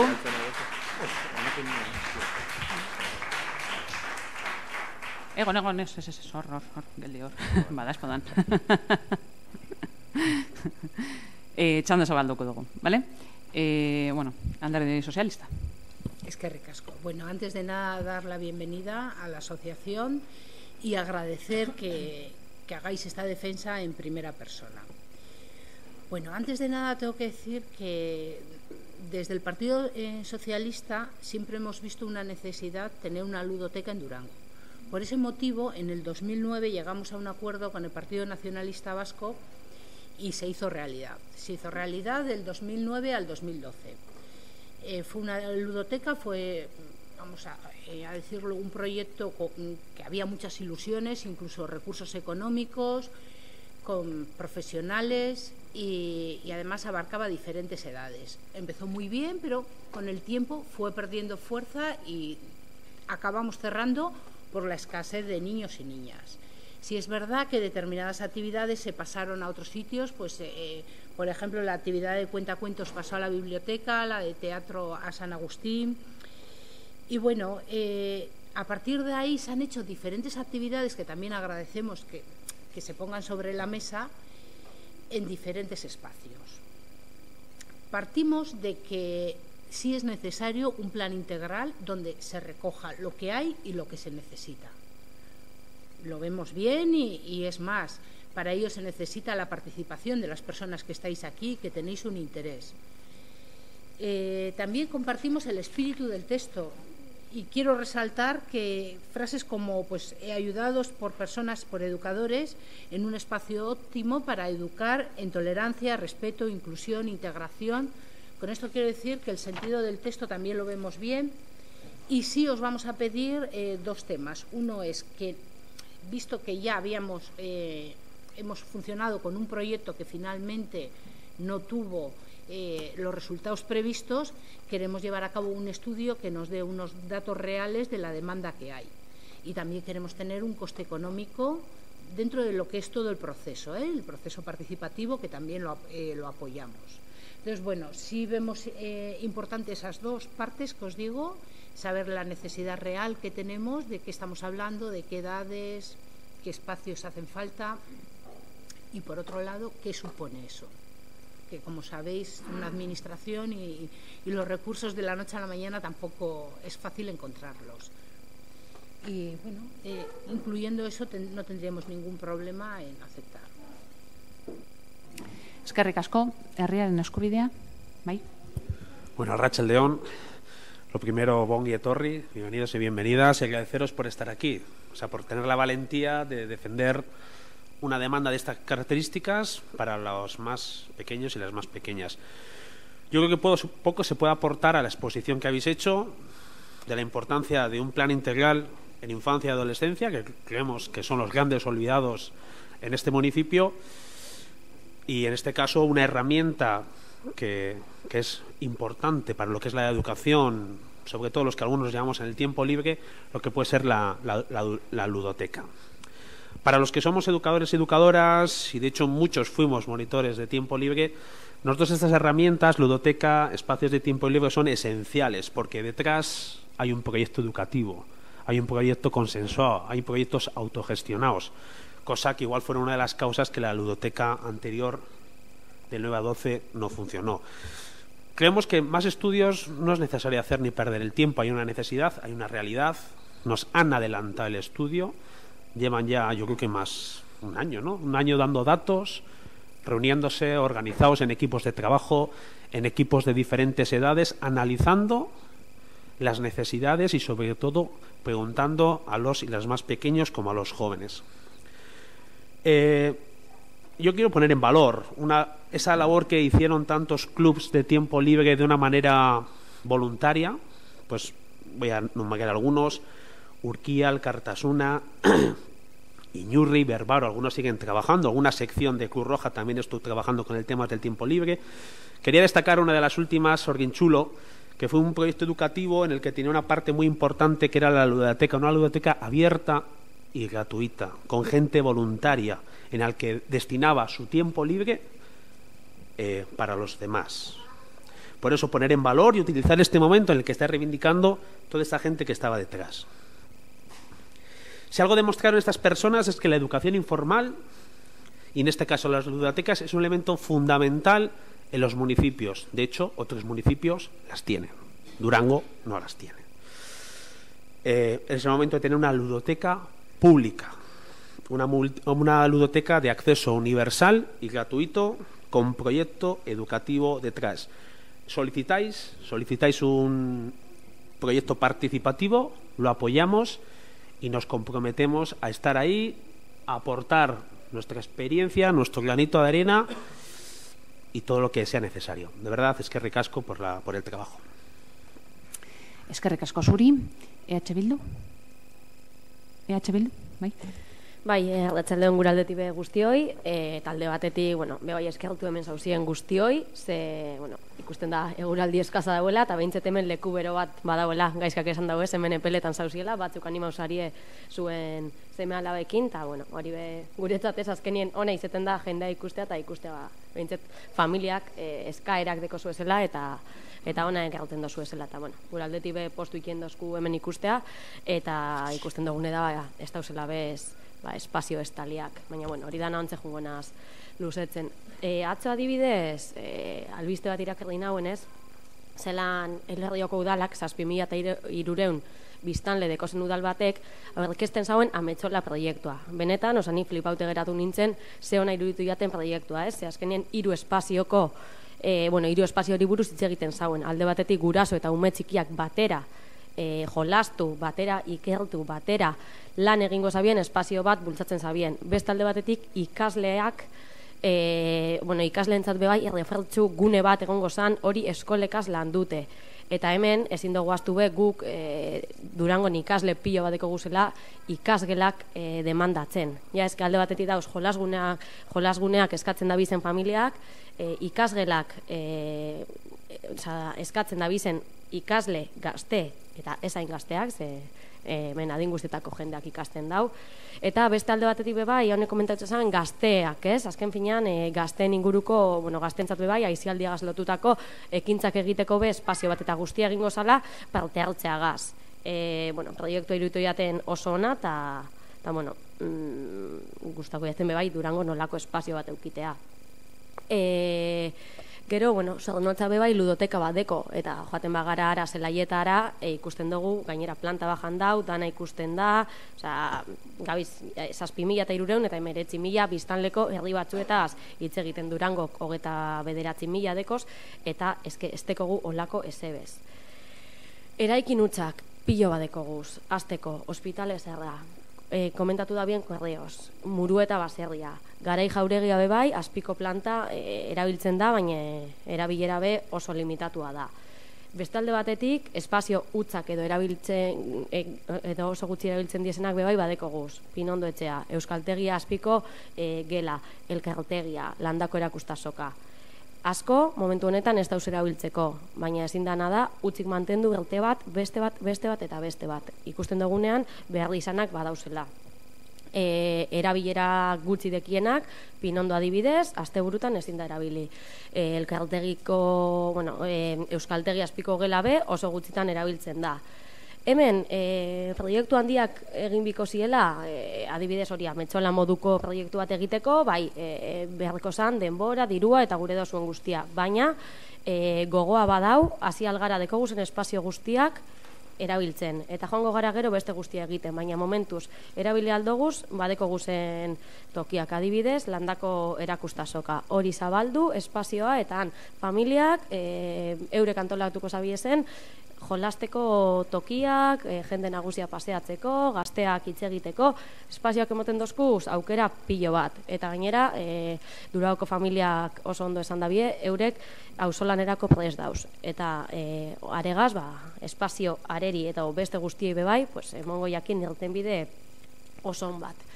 2000, igezko abenduan, aurkeztu zen hemen, aurrekontuak onartu ziren, eta egon zen diru bat bideratu zanak ume eta gaztentzako aisialdirako proiektu bat egiteko, azterketa bat, beste azterketa bat.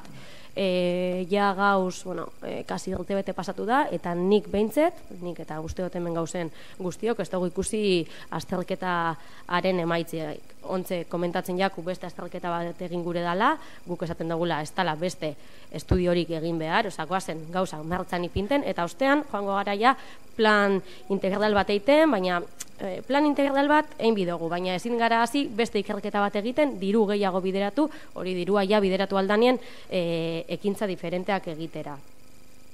Klaru dagoena da, eskaintzarik ez dauela, ez umez gazteentzat, eta benetan guri pena asko emoten dozku. Ludoteka bat, ez dakiz zein izango zen gauza, baina partxekaz ezin dugu askorik iraun. Guken biogune da, komentatu dan moduen plan integral bat, familiekaz batera, eta handik ikusiko dugu, ze espazio eraiki, ze espazio txukundu, zeintzuk dausenak erabili, mila gauza dauz egin aldiezenak. Beste alde batetik, bebai, EH Bilduk jarri zauen pleno areto honetara institutoa zabaltzeko eskaera. Ni dakidala, behintzet ez dugu euki erantzunik, ez dakigu zerbait egin da, nero ez, baina adibidez, badago frentoi bat, badago gunestali bat, eta, behintzat, aisialdirako aukerak ematen dauzkun beste espazio bat bebai, zabalik egongo bazan. Ondo esan da bien moduen Durauko familiak auzolanarako prest dauz, eta nik usteo hori guk azkenien aprobetxatu egin biogule, jendea dau, gogotzu, oindale errotebete terditik lan eta lan dabiz, eurek datoz gainera ideiekin, eure dabiz azterketak egiten, gu benetan posten gara egiten dabien lanaz, eta nik uste gure erantzunkizu nadala egiten dabien eskari guztiei erantzun bat, eta soluzioak emotea. Eta, gure aldetik behintze, eta aldogun guztia egingo dugu, eskatzen dabiena, eta gehiago bada, bebai, emoteko, besterik ez. Eskerrik asko, EJ? Bai, arrastion denori, ongi etorriak denok osoko bilkurara. Segurazki ez da umentzat planiko berena, baina, bai, egia da, epiletan daudela, ongi etorri, gaizka, ezagutzen gara, ikastolatik. Guk ez daukagu ezer mozioaren aurka, uste dugu aurrera atara behar dela, geureak egiten ditugu baita be Alderdi Sozialistako boseraleak egindako eskakizunak, euki itzazue kontutan, eta soilik gogoratzeko EH Bilduko bozeramaileari aipatu duen diru partida hori zala izan beren beregi azterketarik egiteko, baizik eta domeka ero ekintza aurrera eramateko eta egin zen. Guk ez daukagu pegarik mozioari aurka egiteko, barkatu, alde egiteko, eskakizuna egiten dugu, buruko minez nago, barkatu iesa da zue.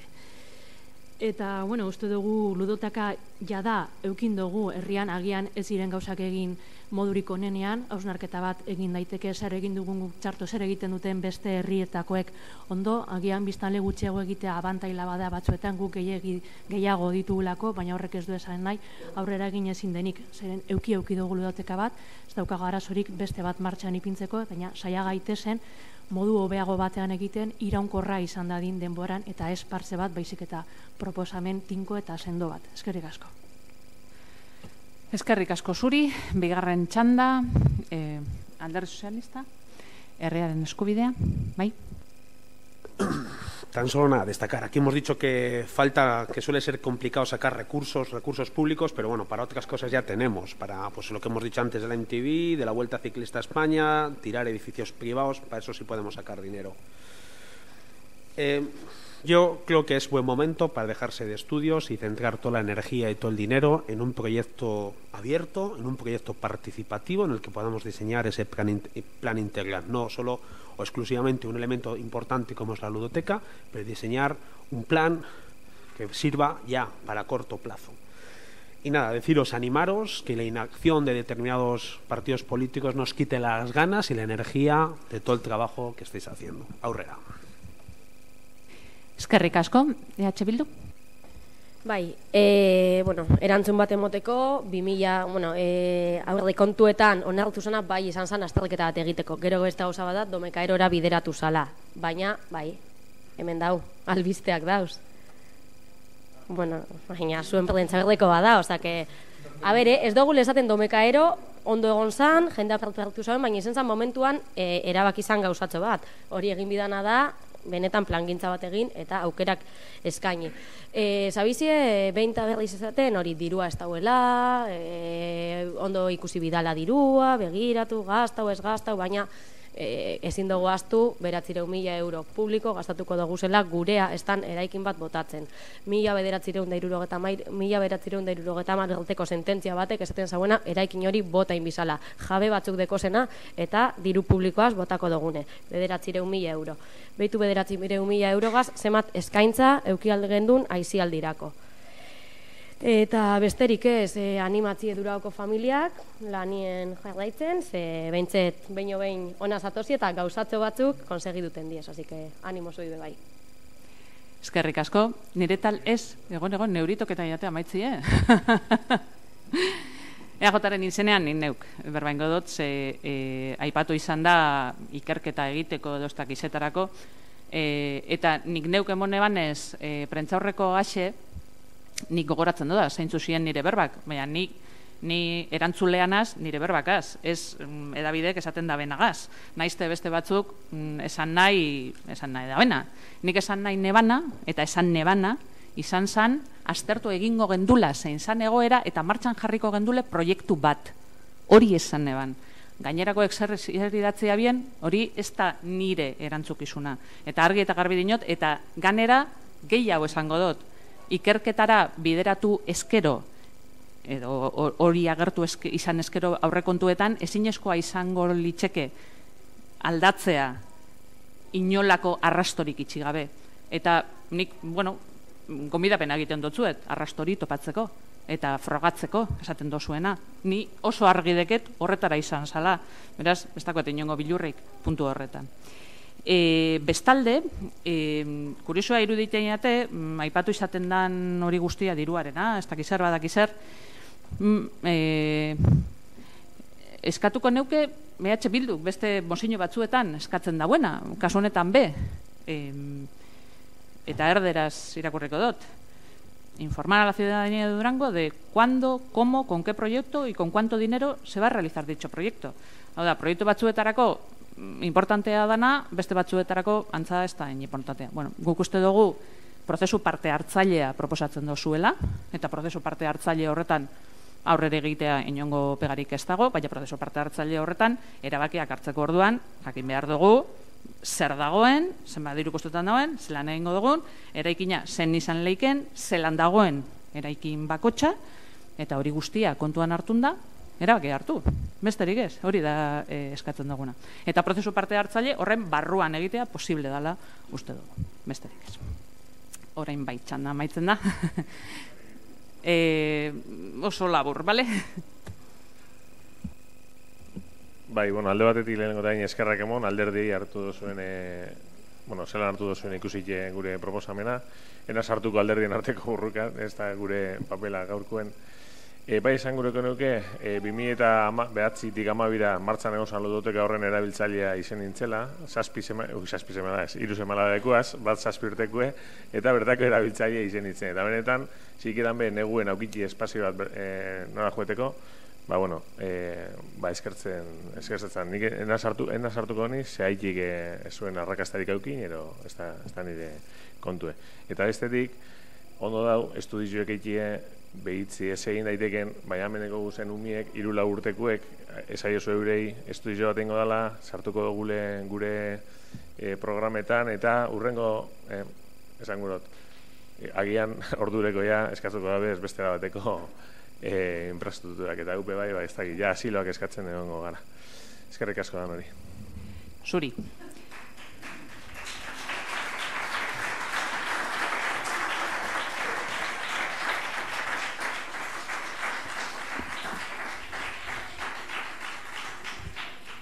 Boskatzeko ordua heldu da, eta puntua dagoen moduan irakurriko dut, naizte mozio defendatzailearen izena beste bat izan, bale? Beraz, honetara dino puntuak. Maria Oñate Andreak, Durangoko Familiak elkartea, Saputxiki elkartearen izenean, mozioa Durangoko ludoteka bateko eskaerari buruzkoa. Sarrera registro honegaz, 2018ko urriaren 30-koa. Alde? Ago batez, baina ez gauzdanak, Bueno, herriaren eskubidea EAJ Alderdi Sozialista eta EH Bildu. Hola nobe, igual. Bai? Bale, ba. 8. Herriaren eskubidea taldearen...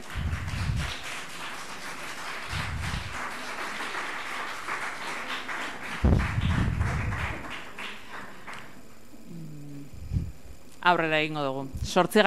Herriaren eskubidea taldearen mozioa banda marroi, banda gorri eta eukaliptoen gainekori buruzkoa, ez dakit jau ondo dauen itzulita, Eukaliptoi buruzkoa, suposatzen do dela.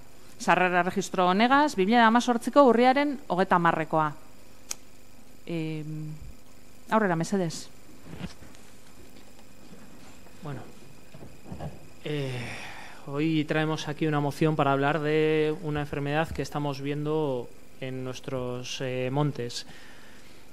Estas enfermedades son la banda marrón o banda roja y son causadas por 3 especies de hongos que afectan a las coníferas. Este es un problema que hoy en día sale un poco a la luz pública, pero no es un problema que sea nuevo, es un problema que ya hace 10 años se detectó y un problema al que la solución que se le dio fue la tala masiva de las zonas afectadas y la sustitución de los pinos por eucaliptos. Perdón.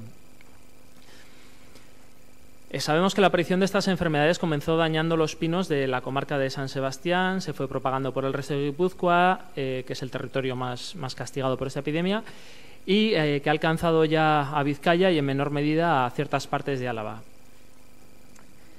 En Euskadi hay en torno a 400.000 hectáreas de monte, de las cuales las coníferas constituyen aproximadamente 1/3 y el 20% de ellas son de titularidad pública.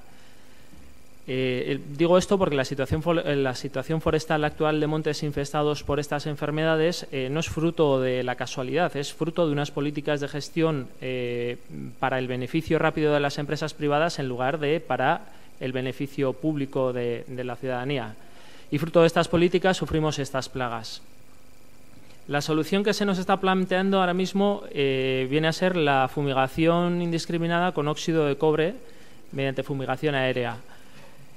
La han bautizado como Estrategia Vasca para la Recuperación del Bosque de Coníferas. Y es que ni siquiera estamos de acuerdo con el nombre que utilizan, dado que los únicos bosques de coníferas que tenemos en Euskadi están en Álava y son bastante escasos. El resto son plantaciones en modo monocultivo realizadas para fines lucrativos.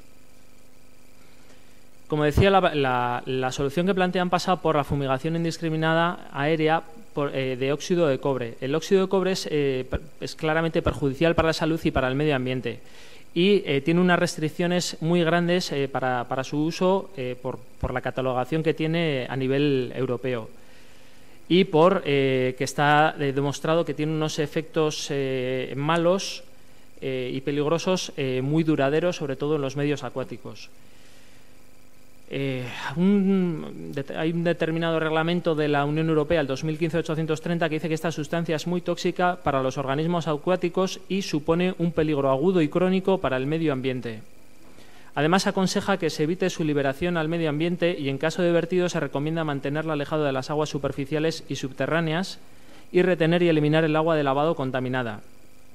Recordamos aquí que la solución que nos están planteando es la fumigación aérea indiscriminada de las plantaciones. Es decir, que es muy probable que parte de esta fumigación caiga fuera de estas plantaciones o que llegue a los acuíferos, a los ríos, a los riachuelos. Respecto a este compuesto, el Reglamento de Ejecución de la Unión Europea, aprobado en 2015, recoge modificaciones para regular y reducir hasta su eliminación, o sea, hasta dejar de utilizarlo por completo, los derivados del cobre. En su redacción podemos leer que los Estados miembros prestarán una atención particular a lo siguiente: la protección del medio acuático y de los organismos. todos sabemos cómo es la orografía de Euskadi, sabemos los montes que tenemos, sabemos dónde están las plantaciones de coníferas, sabemos que nuestro subsuelo está lleno de acuíferos, de ríos, de fauna, y toda esta fauna y este agua se va a ver contaminada por esta sustancia que quieren, como he dicho, fumigar indiscriminadamente de manera aérea. Y no solo serán los medios acuáticos, también van a ser, al ser un fungicida no selectivo, van a ser perjudicados toda la flora, hongos beneficiosos para el ecosistema, etcétera, del medio ambiente. También en este reglamento podemos leer que la seguridad de los usuarios y de los trabajadores, trabajadoras, a cuyo efecto debe estipularse las condiciones de uso y la utilización de equipos de protección individual adecuados. Es decir, está muy regulado qué equipos de protección individual tienen que utilizar las personas que traten con estas sustancias. Sin embargo, vuelvo a decir, fumigación aérea indiscriminada. ¿Qué clase de protección están dando a la ciudadanía frente a esta fumigación? ¿Qué podemos esperar de todas las personas que viven en las cercanías de las plantaciones? ¿De todos los animales y de todos los medios acuáticos que se van a ver afectados? Pues ahora mismo no dan respuesta, simplemente siguen adelante con el plan. La Asamblea General de Naciones Unidas, en un informe de 2017, recogía que los plaguicidas y los fungicidas pueden permanecer en el medio ambiente durante decenios y representan una amenaza mundial. Por eso creemos que hay que escuchar a colectivos plurales como Kolore Guztietako Basoak, que llevan reclamando desde hace tiempo otro modelo forestal basado en el interés general y ecológico en lugar de los intereses económicos. La producción actual en monocultivo de coníferas y la posterior tala matarrasa está provocando daños ecológicos al medio. Además, como alternativa a estas plantaciones de pinos, la única solución que nos están trayendo es la sustitución masiva por el eucalipto, una especie aún peor que el pino. De hecho, el Comité Científico del Catálogo Español de Especies Exóticas Invasoras dictaminó por unanimidad en un informe del pasado 1 de diciembre de 2017 las especies de eucalipto como invasoras. Aún estamos pendientes y una de las solicitudes que hacemos hoy aquí es que en Euskadi se recoja este testigo y se catalogue también esta especie como invasora. En este informe el comité recomendaba llevar a cabo medidas de erradicación antes de que se produzca una invasión por el eucalipto. Nosotros no solo no estamos erradicando estas plantaciones, sino que además las queremos fomentar. Creemos que no es adecuado. Creemos que estas no son soluciones para los problemas de Euskadi, sino que son soluciones para problemas de las empresas privadas del sector. Y creemos que la solución debe estar basada en los estudios más a largo plazo y estos nos indican que debe pasar por la biodiversidad de especies. Eskerrik asko. Eskerrik asko. Zuri txanda zabalduko dugu, Alderdi Sozialista. Eskerrik asko. Sí, desde el equipo de gobierno presentamos un texto alternativo que paso a leer. Dice, nuestros bosques de coníferas se están viendo afectados en los últimos meses por varias especies de hongos causantes de las enfermedades conocidas como banda marrón y banda roja. La aparición de estas enfermedades está produciéndose con una virulencia desconocida hasta la fecha en nuestros bosques y está suponiendo una especial preocupación para quienes se dedican a la actividad forestal. La situación en este momento ha adquirido una dimensión excepcional y requiere de una intervención proporcional. De ahí que el pasado 11 de octubre, Gobierno vasco y las 3 diputaciones forales presentaran la Estrategia Vasca para la Recuperación de los Bosques de Coníferas. Por ello, presentamos la siguiente moción. El Pleno del Ayuntamiento reafirma su compromiso con toda la cadena de valor de la madera que contribuye con la sociedad en términos sociales, económicos y medioambientales. El Pleno del Ayuntamiento insta a las administraciones públicas vascas a trabajar de modo coordinado y activo y con el menor impacto ambiental posible en el marco de la Estrategia Vasca para la Recuperación de Bosques de Coníferas, presentado el pasado 11 de octubre del 2018, haciendo partícipes de la misma a los ayuntamientos propietarios de las superficies forestales en sus términos municipales. El Pleno del Ayuntamiento insta a las administraciones vascas supramunicipales mantengan interlocución, cada una dentro de sus competencias, con los correspondientes agentes de la cadena de valor de la madera, de modo que puedan intervenir y actuar conjuntamente en la puesta en marcha de las medidas precisas para hacer frente a esta situación de enfermedad. El Pleno del Ayuntamiento se compromete a estrechar la colaboración con el sector forestal de modo que ésta pueda continuar apoyándose en la competitividad y la sostenibilidad y evite el abandono de la actividad forestal en nuestros montes, lo que supondría sin duda una importante pérdida de biodiversidad.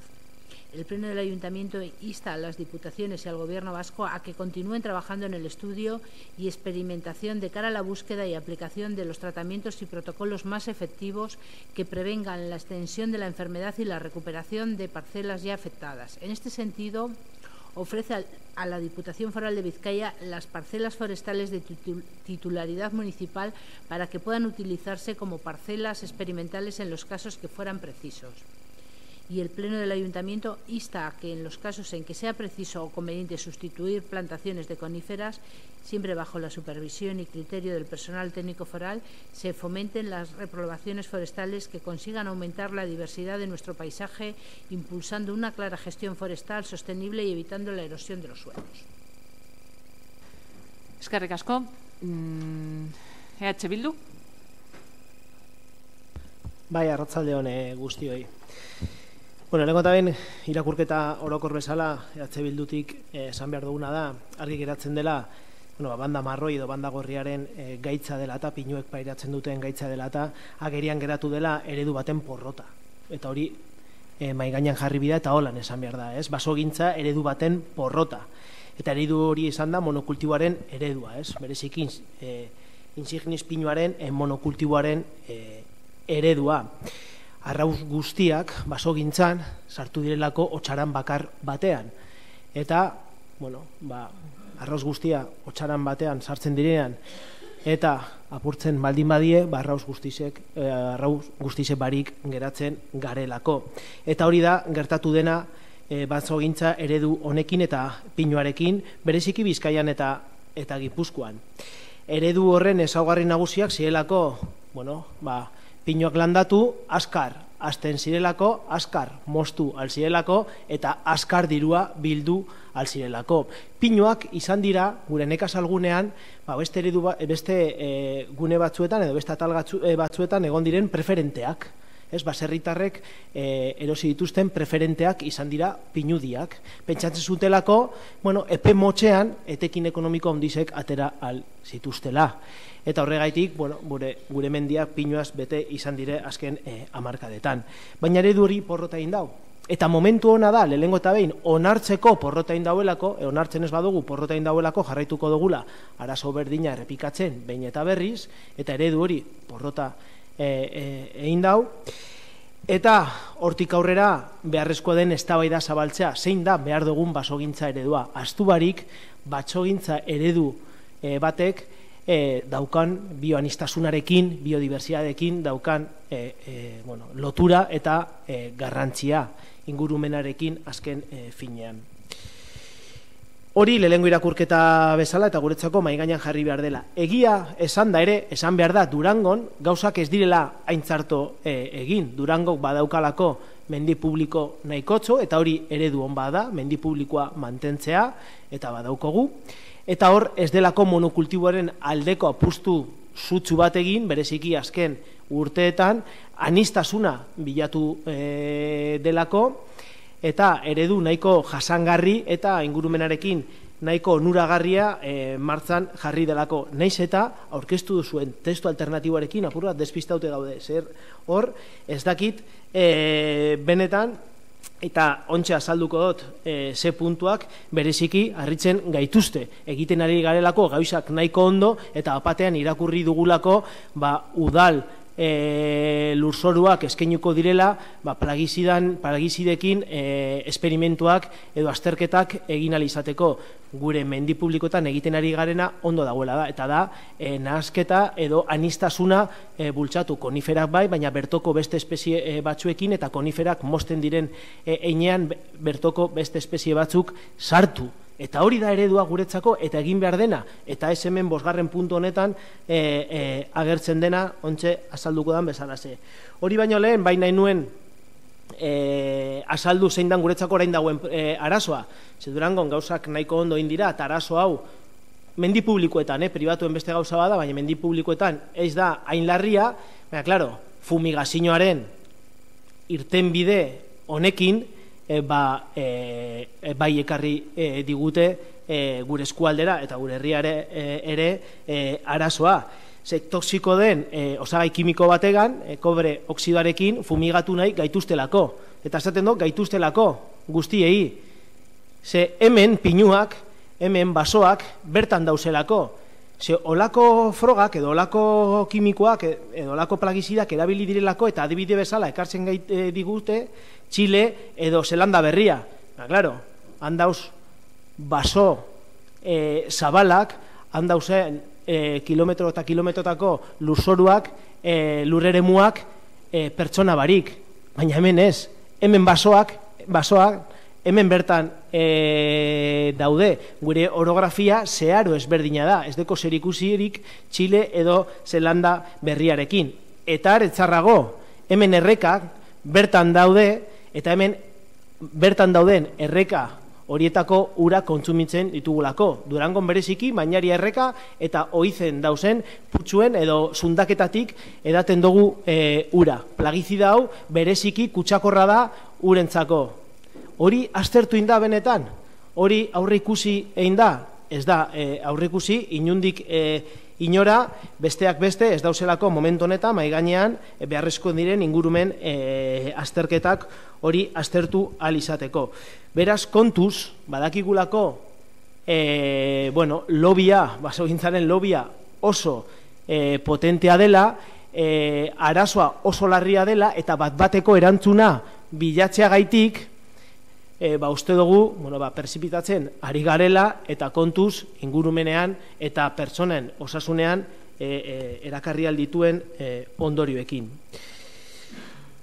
Eta hau gure iritzia esanez eta aurreratuz herriaren eskubideak Grostako mozioen alde egin behar dugula, bai auki dugu momentotxo bat aztertzeko gobernu taldeak aurkeztu digun testu alternatibo eta labur-labur behintzat bi gauza komentau behar ditugu. Lehenengo eta behin, bigarren puntuan esaten da, el Pleno del Ayuntamiento insta a las administraciones públicas vascas a trabajar de modo coordinado y activo con el menor impacto ambiental posible en el marco de la Estrategia Vasca para la Recuperación de Bosques de Coníferas. Bueno, la Estrategia Vasca de la Recuperación de Bosques de Coníferas es fumigarnos.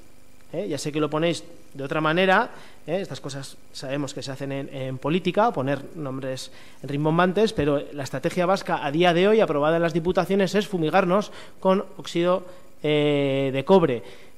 Por lo tanto, no. Y el ayuntamiento tiene algo que decir, porque como se vean fumigadoras en nuestros montes o dentro del término municipal de Durango, pues tendrán que asegurar que tenga una licencia de actividad y que aseguran de que esa actividad no tiene un impacto perjudicial para el medio ambiente, cosa que a día de hoy no se puede asegurar con el óxido de cobre. Esperemos que el ayuntamiento utilice las herramientas legales que tiene en la mano para no permitir en estos momentos la fumigación, porque es una actividad con óxido de cobre, es una actividad que no asegura que no tenga impactos medioambientales y para la salud de las personas. Y luego el quinto punto, cuando se dice que el Pleno del Ayuntamiento insta a Diputaciones y al Gobierno vasco a que continúen trabajando en el estudio y experimentación de cara a la búsqueda y aplicación de los tratamientos y protocolos más efectivos que prevengan la extensión de la enfermedad y la recuperación de parcelas ya afectadas. En este sentido, ofrece a la Diputación Foral de Vizcaya las parcelas forestales de titularidad municipal para que puedan utilizarse como parcelas experimentales.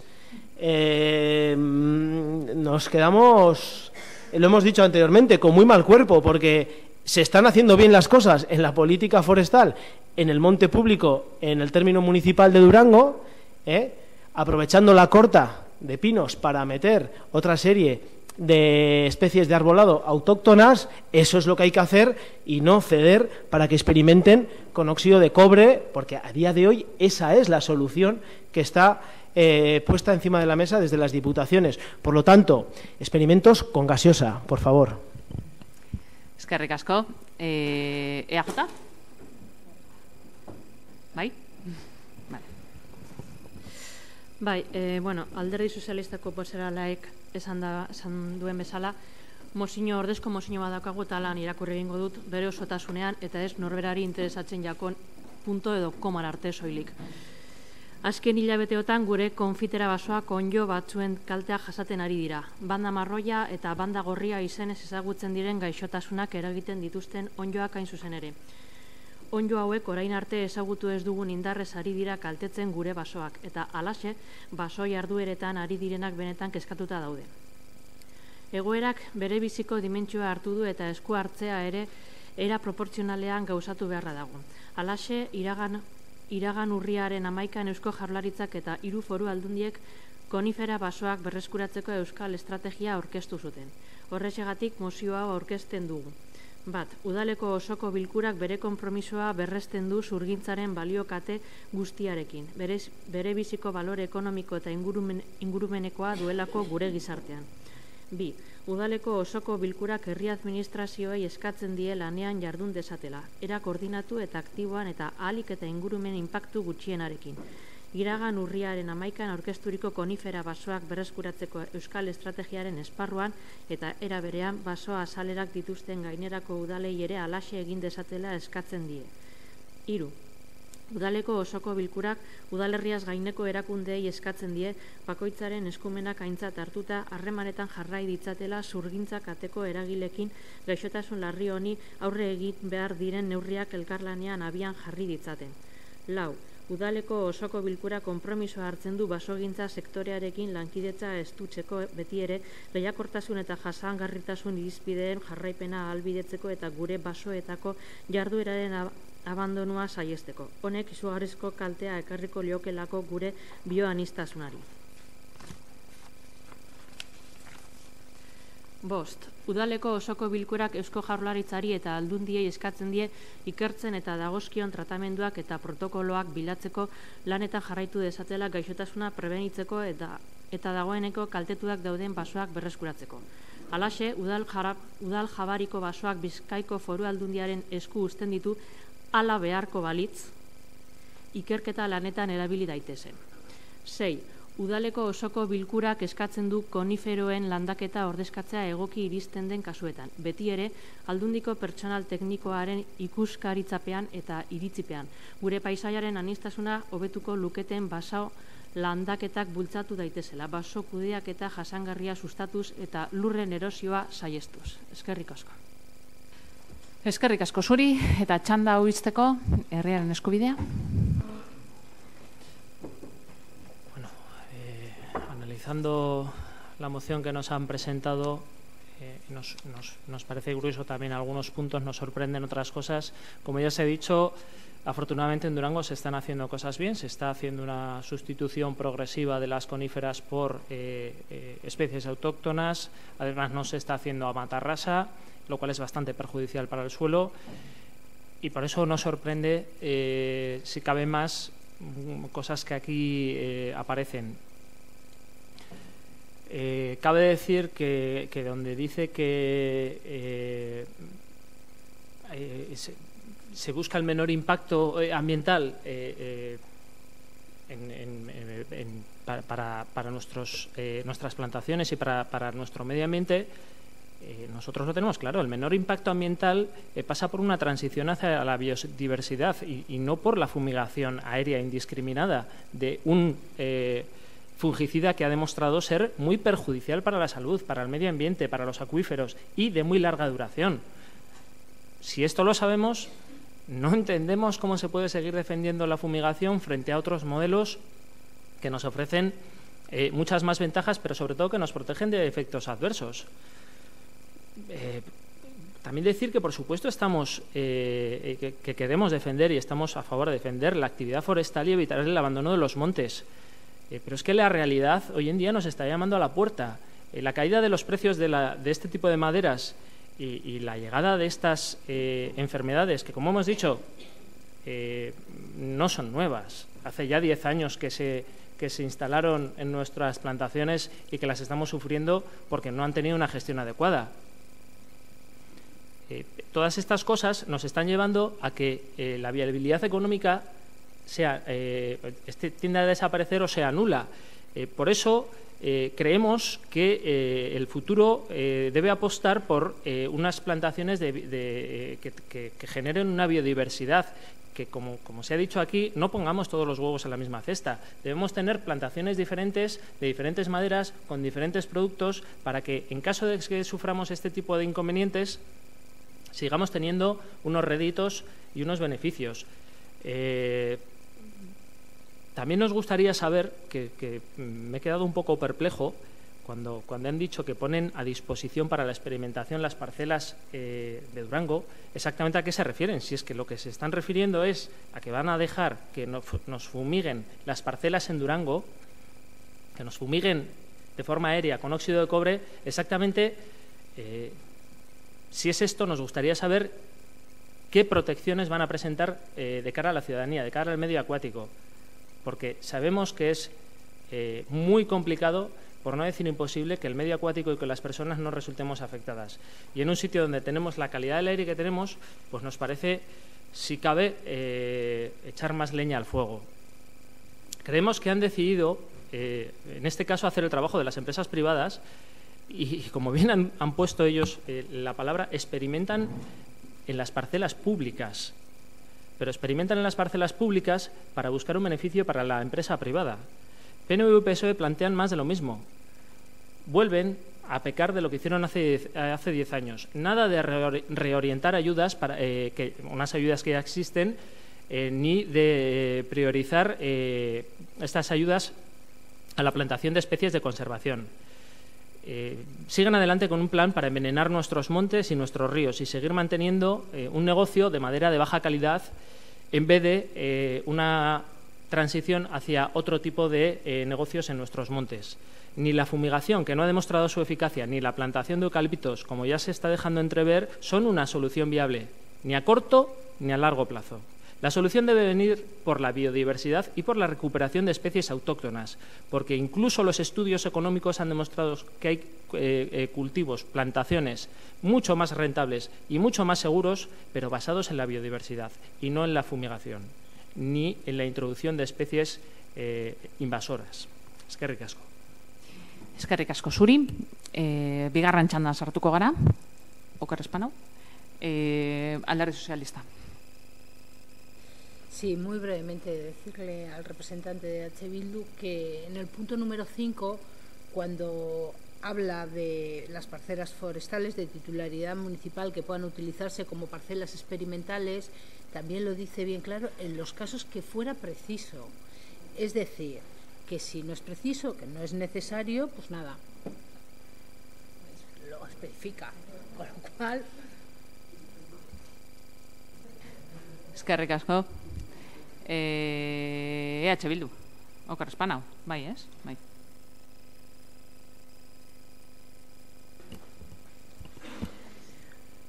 Bueno, guretzako, azken finean hemen bi galdera daude, hiru gai. Potolo daude, bita zein dugu berba, hirugarren bat falta da, ointxe aipatuko do. Eta dia, bat, onartuko dugu Durangon kobre oksidoarekin fumigazioak? Hori da lehengo galdera.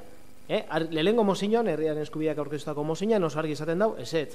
Gu oso argi dekogu, ezetz. Momentu honetan, ez dauela inundik inora ziurtatuta, osasunentzako eta ingurumenentzako kaltegarria ez dela. Are gehiago, Europa mailan, osagai kimiko toksiko bezala izendatuta dauelako.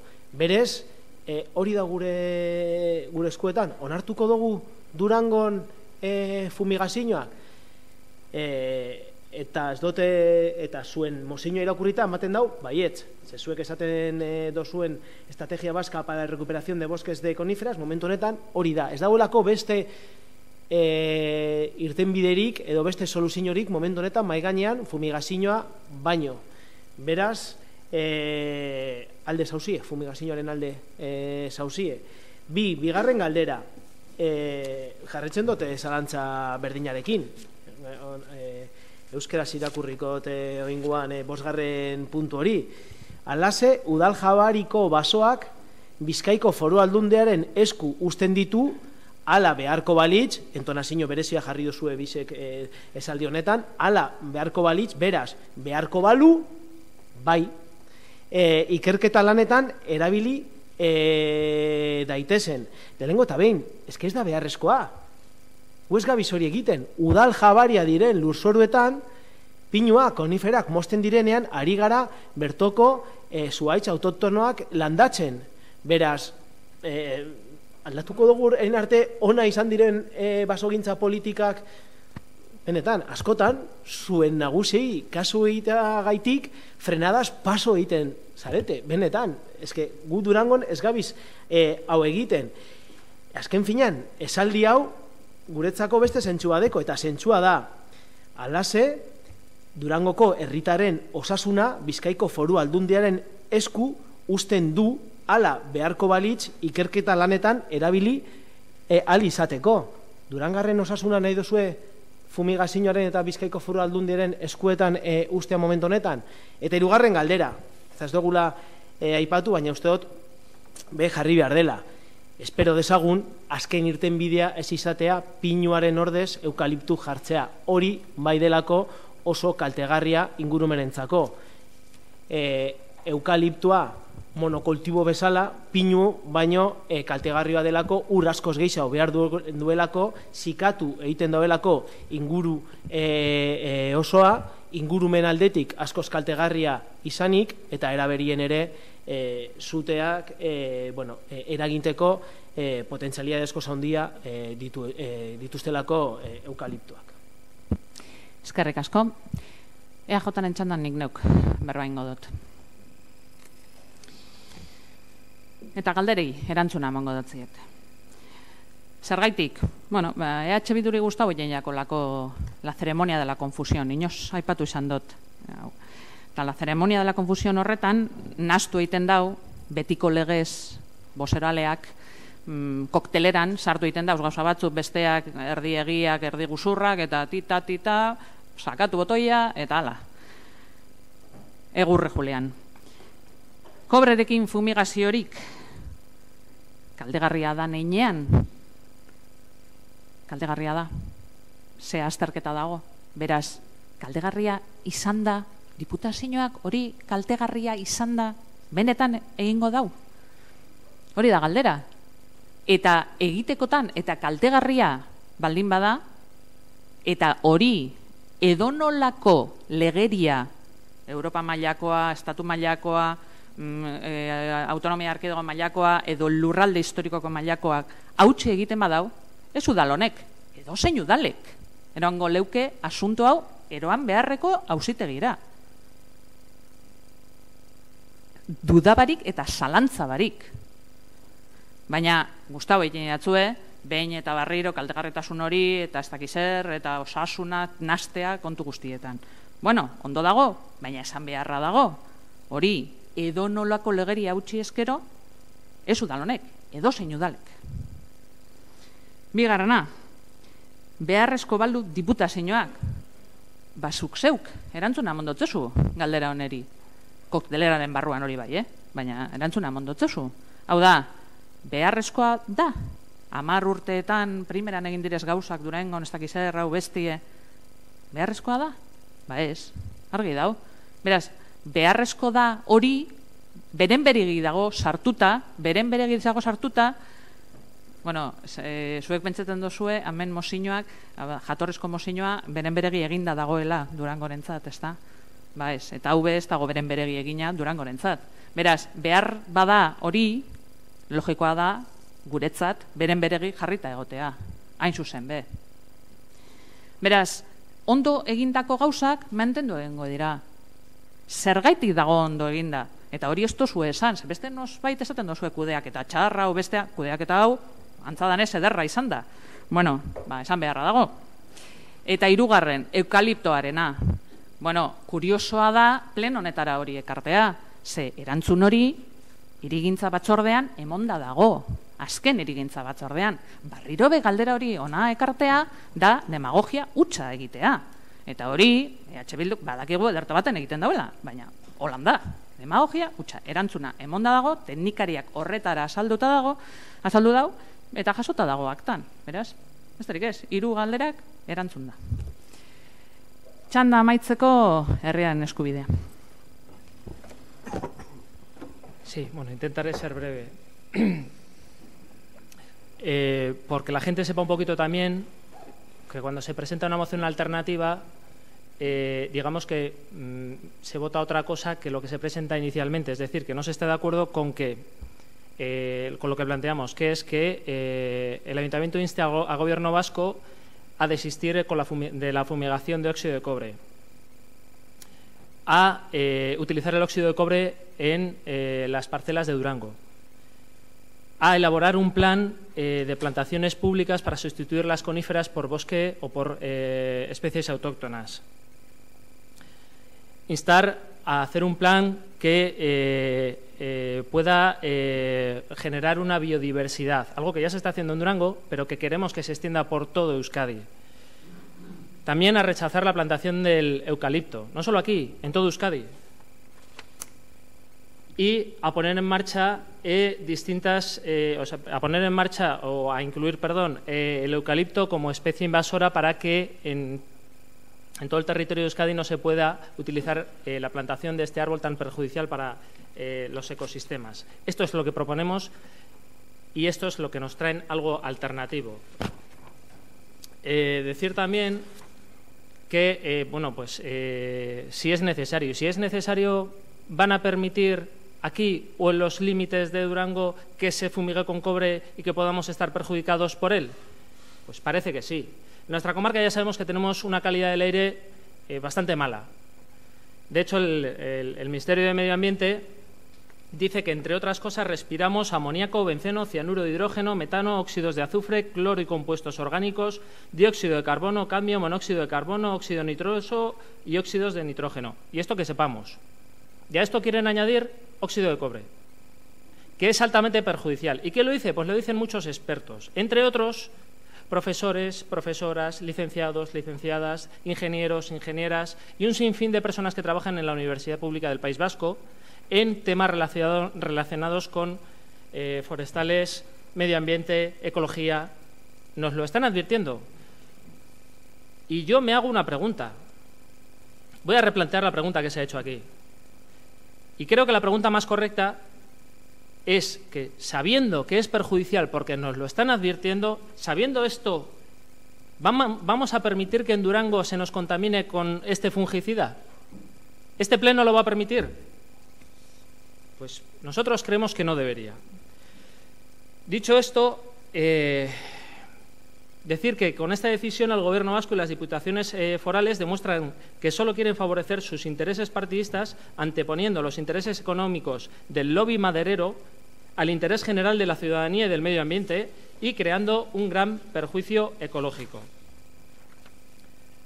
Ni siquiera se han planteado que con esta fumigación vamos a perder algo tan nuestro como la recolección de setas, porque lo que están echando es un fungicida, mata los hongos. Vamos a perder grandes espacios de recolección de setas. Algo tan sencillo como eso ni siquiera se lo han planteado. El Ararteko ya se ha pronunciado. No debe haber ninguna alternativa viable o debe haber menor impacto en la salud humana y el medio ambiente. ¿En serio que fumigarnos con cobre tiene menor impacto en la salud que plantearse otro tipo de plantaciones? ¿Que llegar a las plantaciones con biodiversidad? Nosotros creemos que no.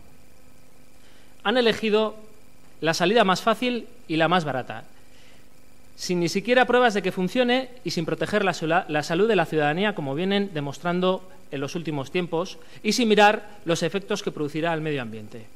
El corto plazo es incompatible con la buena gestión del sistema y no soluciona el origen del problema, las macroplantaciones de una sola especie exótica de pino, cuya rentabilidad, además, como he dicho, cae día a día. Es el momento de hacer una apuesta estratégica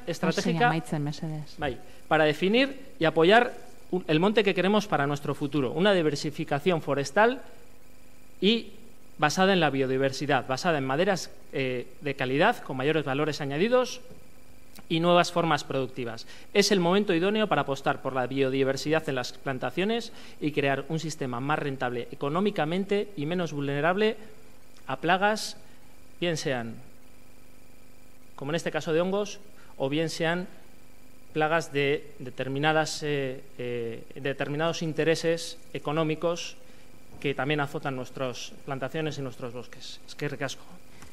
Eskerrik asko zuri, bozkatzeko ordua heldu da. 8. puntuan gagoz, herriaren eskubidea taldearen mozioa, banda marroi, banda gorri eta eukaliptoen buruzkoa. Sarrera registro honegaz, 2018ko urriaren 30koa. Dekogu ordezko mozioa eta gero jatorrizkoa, betiko legez. Orduen, ordezko mozioaren alde, EAJ eta Alderdi Sozialista, jatorrizko mozioaren alde, herriaren eskubidea eta EH Bildu. Barriro be boskatu beharra dago. Eset. Bai, seguru zauzi? Barkatu, bai, arrazoia dekozue. Bai, konfundidu egin naz. Sentitzen dut. Bale. 9. puntura pasatu baino lehen hau, urgentziaz sartutako mozioat daukogu, atzo bozeralien batzordien tratatu izan genduen asunto hau eta erabaki genduan urgentzia bozkatzea eta urgentzia eta gero mozioan sartzea. Bai? Beraz, danok dakigu zeri buruzko mozioa da, nena hasiko oina saltzen, gero azalduko da, segiduan. Urgentzia bozkatu eta segiduan. Bale? Beraz, urgentzia bozkatu beharra dago. Urgentziaren alde, ago batez, gauzenak. Bale, orduan ja mozioan sartuko gara. Mozioa danok dekogu? Ez? Bai. Segundotxo bat banatzeko mozioa eta...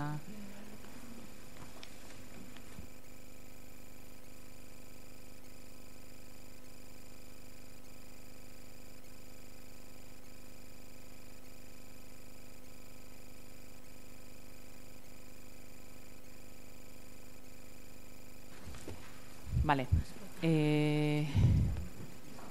EH Bildu? Ni badaket, EH Bildu? EH Bildu? Aurrera. Bai, arratsaldeon. Mozio, urgentzia sartu dugun mozio hau da tren geltokiko sarrerari buruzkoa. Domekan inauguratu zen sarrera berria, edo berritua, justo estali egin zen, eta justo hori inauguratu zen Domekan, eta astelenean nahiko bidala egin zen Dani Maeztuk ateratako argazki bat. Eta argazki horretan ikusten zen zelan inauguratu eta hurrengo egunean, hau da, zelan estali eta hurrengo egunean guardasola erabili behar zen berriro. Gero ETS-ek eman zuen azalpen bat, eta argazkia baino txarragoa izan zen, eta esan zuten kontzertuak didela eta bukatu barik inauguratu dutela. Gutxi gora bera, entibiko kontzertuak didela eta espero zutelako izugarrezko jendetza etortzea eta orduan beharrezkoa zen hori zabaltzea.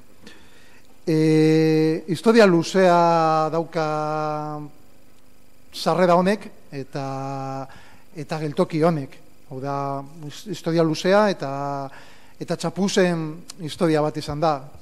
Txapuza baten ostean, beste txapuza bat egin da hori konpontzeko. Gutxi gora bera, una historia de despropósitos, uno tras otro, y el último ha sido este. Gogoratu ditzakegu beste batzuk. Guk 2016ko urtarrian aurkeztu genuen mozio bat sarrera horren inguruan, eta mozio horretan esaten genuen jende guztiak ikusten zuena. Hau da, euria egiten duenean, busti egiten da, eta labankorra bihurtzen da sarrera hori. Eta euria ez dagoenean bez, kriston aldapa dauka, pendiente izugarrizkoa da, eta ez da, irizgarritasuna ez da bermatzen, inolako moduan, kriston pendientea dauka, eta ez da erabiltzeko erreza. Hori, alde batetik, gero geltoki zaharraren inguruan sartu genuen beste mozio bat, eta beste mozio horretan defendatzen genuen, justo herriko adituek esan zutena, hau da, honek esazio zaharrak balore historikoa zeukala, eta orduan mantentzea ideia ona zela, mantentzea eta berredabiltzea, hau da, bota beharrean berredabili, hau da, printzipio sostenible bat.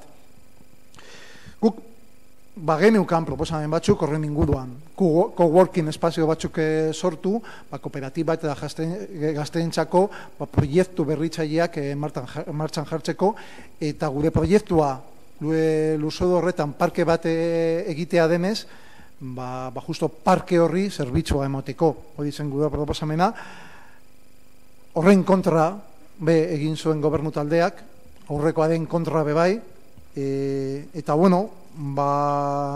pleno horretan esan zen, primera teniente de alcalde, señora Ríos Ramos, del PSE, esan zuen, el derribo de la antigua estación va a permitir abrir la entrada principal, por lo que tenemos claro que ese derribo era necesario. Nosotros, la estación está derribada y nadie ha visto la entrada principal. Es verdad que la teniente de alcalde tiene capacidad de ver baños a 20 metros de las taquillas, pero igual también tiene capacidad de ver la entrada principal. Ahora, esas capacidades existen. Baina, guk ez dugu ikusi. Ikusi duguna, izan dela errepideak. Errepideak, eta hori salatu genuen hasierako momentuan. Estazioa botako da errepide bat egiteko. Eta errepide hori egingo da, eraiki nahi diren 5 dorre hoiei zerbitzua emateko. Ez zeukan beste zentzunik estazio zaharra botatzeak. Eta hori da, sarrera berria ez dugu ikusi, baina errepidea eta rotonda, hor dauz. Hor dauz, eta zalantzan dao, baimenik zegoen hori egiteko. Beste mozino bat sartu genuen, estazionek badauka defektoak, eta beste bada, komunik ez dagoela, ez dago komunik. La supercapacidad de la teniente alcalde sí permite verlos a 20 metros, pero son 20 metros en vertical, porque están en la planta de arriba. Pero es una estación que no tiene baños y que además no es muy cómoda para despegar. Bueno, normalmente es una estación bastante fría. Entonces esa es otra cosa que pedimos y a la que también se dijo que no. Gaur egun, zein da egoera, komunik ez dago, estazioan bertan komunik ez dago, eskailerak, pizka bat lehundu da, azkenengo tramoa, eta, baina jarraitzen dira, izaten, dira bate dedozoak, eta, estali egin da, eta antza gaur, edo, hasi dira bukatu barik zegoena, eta igual, egongo da, estalita, baina pendientea jarraitzen du. En gran medida parece, si intenta subir eso, parece prácticamente que estemos en la estación de Rocadragón. Porque tenemos unas escaleras bastante parecidas a las de San Juan de Gaztelugatxe casi, para poder salir y entrar de esa estación. Eso sigue, y la lluvia sigue a tramos, es decir, en el tramo de las escaleras de la pendiente no nos mojamos, pero luego si seguimos hacia adelante, en el tramo de las escaleras mecánicas nos seguimos mojando y según nos acercamos a la estación, pues según por dónde sople el viento, a veces nos mojamos y a veces no. Entonces sigue siendo una estación y si tenemos que esperar, pues tenemos que arrimarnos a alguna pared, si tenemos que esperar a alguien. No hay ni dónde esperar a la gente que venga y en el andén, pues sigue siendo un sitio un poco inhóspito y sin baños. Eta sarrera nagusiaren inguruan, ez daukagu berririk, edo Euskotrenek ETS-ek esplikazioa eman zuenean, esan zuen, edo aditzera eman zuen, hori igual egingo zela urbanizazio proiektua martxan jartzen denean. Hau da, gutxi gara mehatxu bat bota zuen, esanez, pues que habrá la entrada principal cuando haya torres, y si no, pues ya veremos. Eta hori da daukagon egoera, eta guk uste dugu Durangarrok geltoki duin bat merezi dugula, eta ez dakigunez noiz egingo den, edo egingo ote den sarrera nagusi hori, sarrera principala, orduan eskatzen duguna da, gaur egun dagoen sarrera horretan, esa de la gran pendiente, eskailera mekanikoak jarri. Eta sarrera nagusien inguruan, gezur gehiagorik ez jasotzea, edo txantajerik ez egotea, eta orduan badatuak ematea, aber zein den ETS-den asmoa egitea, ala ez, noiz, eta zelan, eta zenbat diru kostako duen. Ze gehien oroar Durangarrok kasu honetan eta beste kasu askotan pizka bat baztertuta sentitzen gara. Oda, daukagu autobus geltoki bat, ez oso duina, eta azkenean lortu genuen, beste, ez dut esango txabola dena, baina beste aterpe bat lortu genuen egotea autobus geltokian, baina tren geltokia jarraitzen du duina ez izaten. Eta orduan, Bilbo aldean bilbainada asko egiten dira, baina guri, Durangorroi, tokatzen zaigu, estazio duin bat ez izatea, tokatzen zaigu peajeak ordaintzea, tokatzen zaigu aire kutsadura jasotzea, eta tokatzen zaigu libre, Durangoko erdian libre geratzen den leku bakarrean, 5 torre egitea para que Euskotren haga negocio. Euskotren casi se comporta como Florentino Pérez, especulando, intentando hacer negocio inmobiliario y queriendo que los durangueses paguemos una infraestructura de carácter general. Eta udalak amen esaten du gehienetan. Eskakizunei, Durangorrei eskakizunei ezetz, baina ETS-eri danari baietz. Danari baietza, ETS-eri amen, eta askotan ematen du ETS-ek gobernatzen duela Durangoko udala. Eta hori kezkagarria da. Eta horregatik, eskatzen duguna, hauze da, puntuak hauek dira. Lehenengoa, ETS-eri zuzendu eta konpondu ditzala estazioko sarrerako itoginak. Bigarrena, eskailera mekaniko batzuk jartzea estazioko sarrera nagusian. Hirugarrena, informatu dezala sarrera nagusia egiteko asmorik duen ala ez.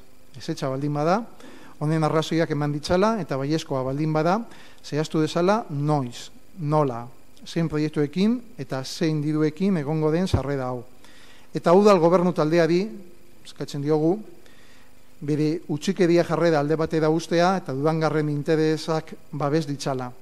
Eskatu diezaiola edozein entitate publiko zein pribaturi ez soilik legeak eskatzen dituen minimoak, baizik eta exigitu dezala Durangarrek beharrizan eta realitatera doitzen diren zerbitzuak.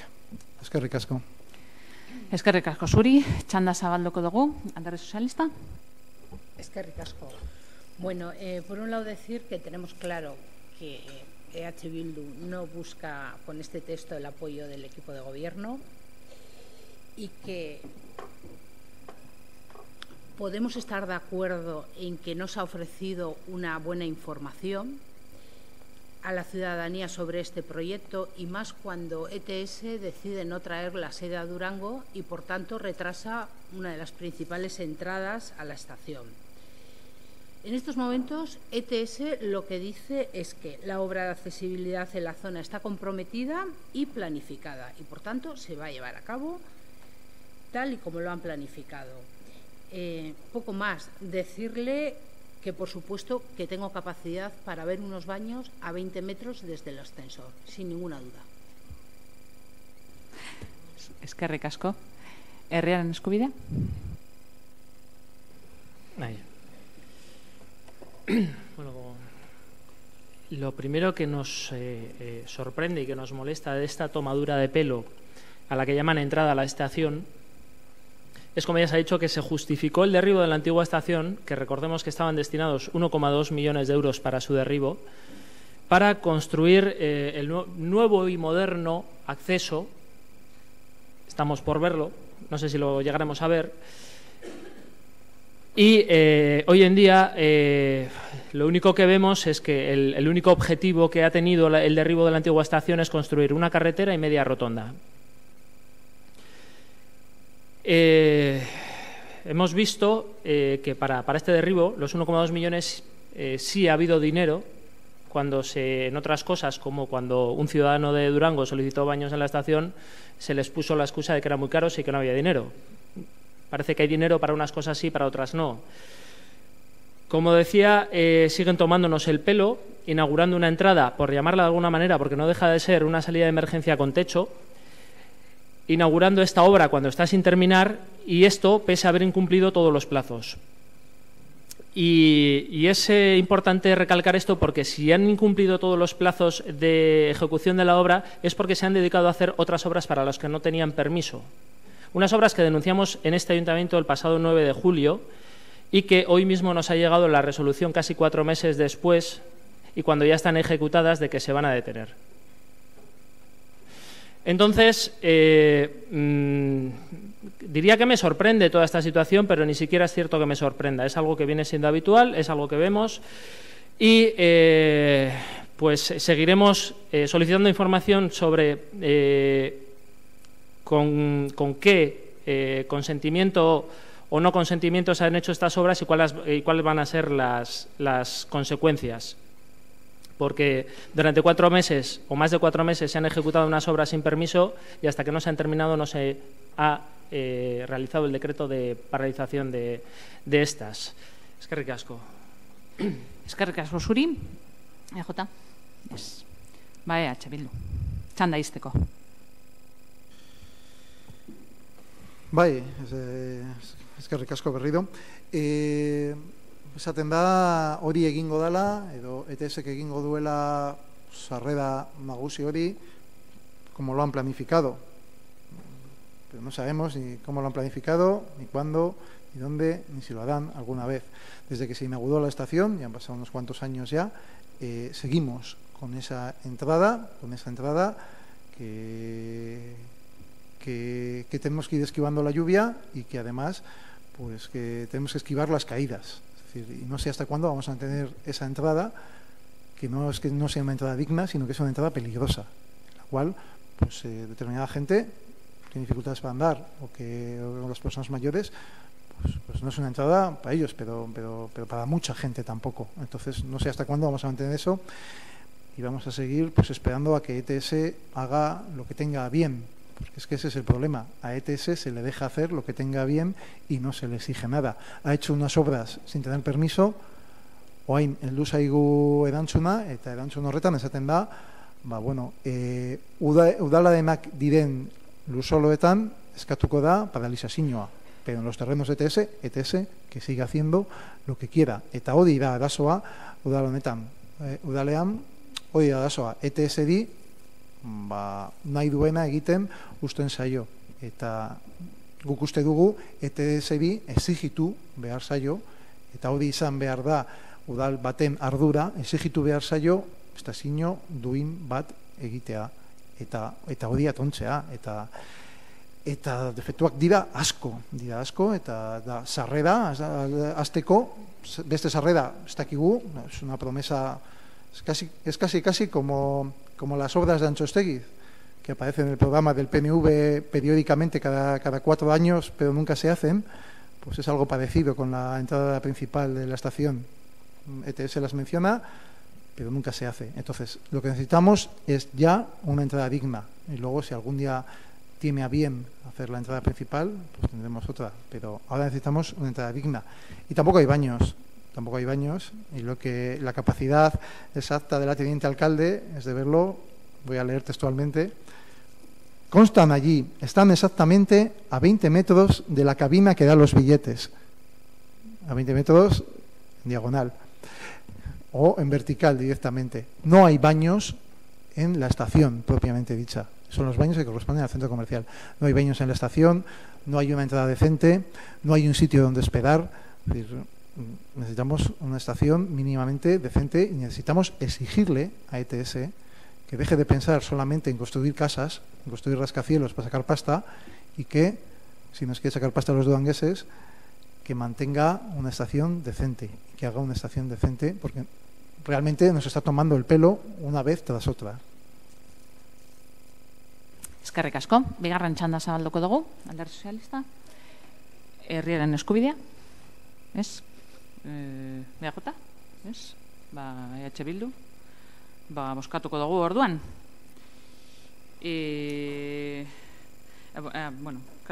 Urgentzia sartutako mozioa. Holan izango da, bale? Urgentzia sartutako mozioaren alde, herriaren eskubidea eta EH Bildu, kontra, EJ eta Alderdi Sozialista. Galde eskaeretan sartu aurretik, eskaera bat, galdera bat daukagu, plenoan erantzuna emoteko, Maria Oñateren izenean da, baina, nik izena aipatu behar daukat, baina, erantzuna irakurriko dut altuan, ez da gizelan esan bestela. Hauxe da,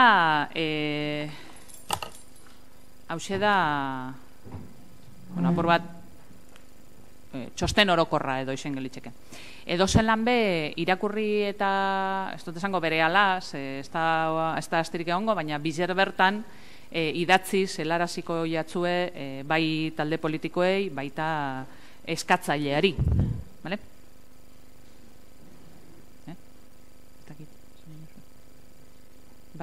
Bai, eskaera bat daukagu. Bai, ontxe irakurriko dut, bale? 2018ko urriaren 30ean, Maria Oñate Andreak erabaki plataformaren izenean idatzi bat aurkeztu du udal erregistroan. Sarrera erregistro 20-800-00-8 idazki honetan hau adierazten da. Lehenengoa, 2018ko ekainaren 16ean 3033 sinadura aurkeztu zirela. Hemen incizotxo bat egingo doz, data erratuta dago ustailaren 16ean izan zen, eta ez ekainaren 16ean. Ondoren beste batzuk aurkeztu direla, 3000 inguru guztira. Idatzi berean zera esaten da. Lehenengo, prozeduraren egoeraren berri jakin nahi da, eta bigarren prozedura bukatzeko ustezko data zein izango den be jakin nahi da. Hauxe da, apur bat, galdera. Erantzunaren ikuspegitik. Lehenengoa. 2018ko ustailaren 19ean, Unai Bailez Arasketa jaunak, erabaki plataformaren izenean, aprilaren 7ko Euskadiko toki erakundei buruzko 2016 legearen 80. artikuluan oinarrituz, periferrokarril deitutakoari buruzko herri galdeketa bat eskatu asmoz idatzi bat aurkeztu zuen. Sarrera erregistro 20-800-00-5-7-2. Idatzian, 3033 sinadura aurkezten zirela adierazten zen. 2018ko irailaren 24an, interesdun berak beste idatzi bat aurkeztu zuen. 2018ko ustailaren 19ko idatziari sinadurak gehituz. 2018ko urriaren 16an berriz, 3. dokumentazio multzoa aurkezten da. 2018ko ustailaren 19an aurkeztutako eskabideari beste 662 sinadura gehituz. Azkenik, 2018ko urriaren 23an 4. sinadura multzo bat aurkezten da. Idatzi honetan 82 sinadura gehiago aurkezten direla adierazten da. Lehen aipatutako Euskadiko toki erakundei buruzko 2016 legearen 84 artikuluak honako hau dio. Herri galdeketari buruz. 4. atala. Udal talde politikoen ekimenak gora bera, lehenengo paragrafoan aipatzen diren herri galdeketen eskaerak osoko bilkuraren oniritzipean jarri beharko dira. Abia puntua herritarren ekimena izan bada. Udalerriak 5.000 biztanle baino gehiago baditu, erroldatutako auzotarren 10% gutxienez sinatu beharko dute ekimena. Eta 5.000 biztanle edo gutxiago baditu, auzotarren 20%. Hori eginez gero, udalak tramitea emateko prozedura irekiko du, eta prozedura zehaztuko. Bigarrena. Sinadurak kudeatzeko prozedura honako hau da. Lehenengo eta behin, sinadurak mekanizatu egiten dira. Hau da, sinadura horrietan agertzen diren nortasunagiri nazional guztiak Excel orrialde batean sartzen dira. Bigarren, informatikoki legeak eskatutako filtroak pasatzen dira. Hau da, sinatzaileak udalerriko biztanleak eta adin nagusiak direla ziurtatzeko filtroak. Hirugarrena, behin filtro hauek pasa eta gero, ondoko puntuak zehazten dira. Aurkeztutako sinaduran kopurua, onetsiak ez diren sinaduren kopurua, erroldatu gabekoak eta adin txikikoak, errepikatutako sinadura kopurua eta baliozko sinadurak. Hirugarrena. 2018ko ustailaren 16an aurkeztutako sinadura kopurua ez zen izan 3030koa, 2970ko baizik. Informatikoki egindako datuen gurutzaketen arabera, 2970 sinadura hauetatik 375 sinadura baliogabekoak ziren. Bai erroldatuta ez zeudelako edota adin txikiak zirelako. Datu hauek ziurtatu asmoz, baliozko ez ziren sinaduren 20% aleatorioki eskuz aztertu zen, akats ugari azalduz. Akats kopuru handi hau mekanizazio uneko akatsei dagozkie. Besteak beste, sinatzaileen letra ulertzeko zailtasuna eta batzutan ezintasunagaitik. Informatikoki egindako datuen gurutzaketak emandako emaitzen fidagarritasun eza dela eta, udaleko idazkariaren erabakiz, idazkaritzak eta estadistika sailak gurutzaketa eskuz eta banan-banan egin zuten. Eta emaitzak prest egon ziren 2018ko urriaren 16irako. Baina sinadura multzo gehiago aurkezteak zenbaketa eta ziurtapena atzeratu egin du. Laugarrena. 29/2015 legearen 21.3 artikuluaren arabera, prozedura bakoitza arautzen duen legediak beste eperik adieraziko ez balu, 3 hilabetetako epea ezartzen da prozedura amaitzeko. Hitzez hitz audio aipatutako artikuluak. Prozedurei dagozkien arauetan ezarrita espadago, 3 hilabete izango da gehieneko epea. Epe hori eta aurreko zenbakian adierazitakoak honela zenbatuko dira. A. Ofizioz hasitako prozeduretan hasteko erabakiaren egunetik aurrera. Eta B. Interesdunak eskaturik hasitako prozeduretan izapidetzeko eskumena duen administrazio edo organismoaren erregistro elektronikoan eskaera sartu den egunetik aurrera. Lege berak, 32. artikuluan berriz honako audio. Lehenengo, administrazioak ofizioz edo interesdunek eskaturik luza dezake ezarritako epea, manuren batek kontrakoa ez badio. Komenigarritzat jotzen bada eta 3. batzuen eskubildei kalterik egiten ez pasaie.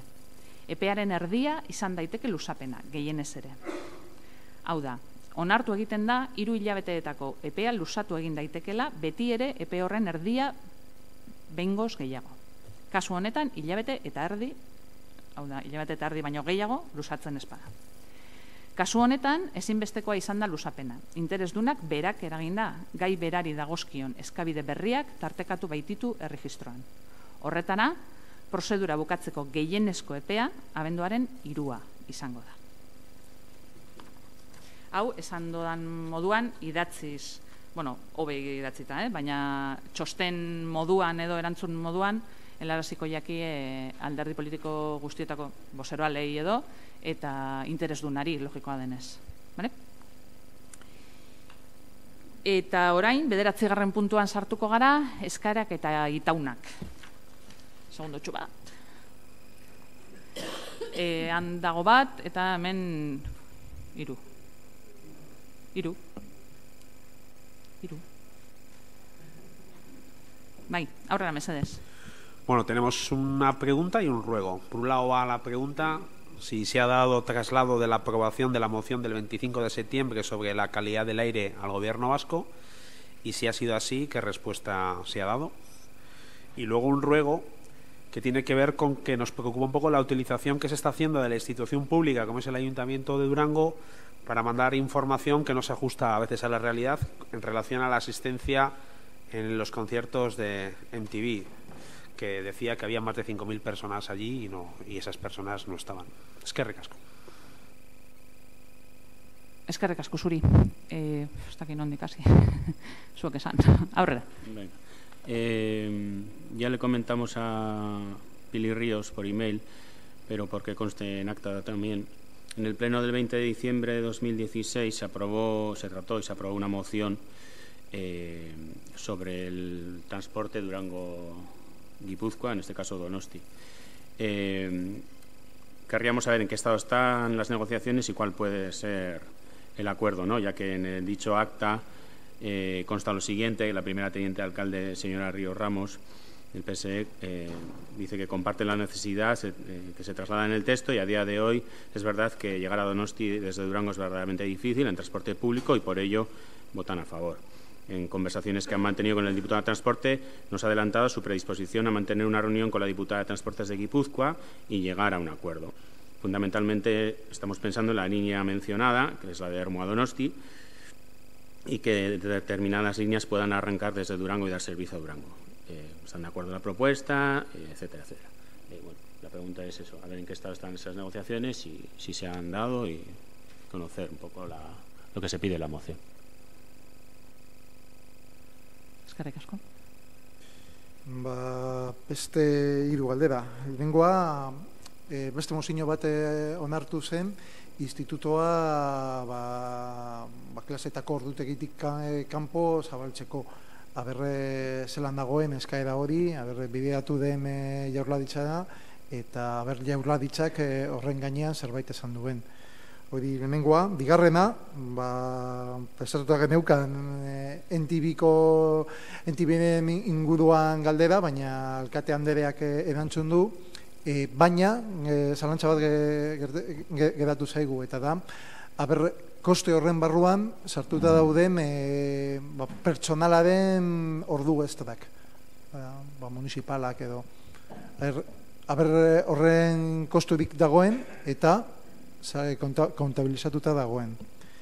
Eta hirugarrena,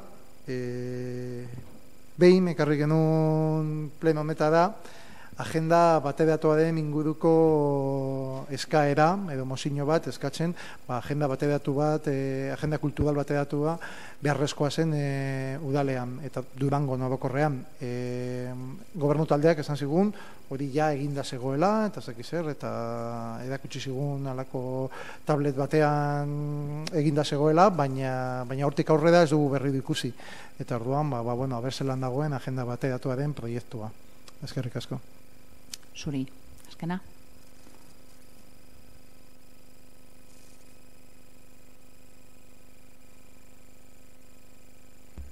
Bai, bueno, tokiko araubidea esartzen dauen legearen 78.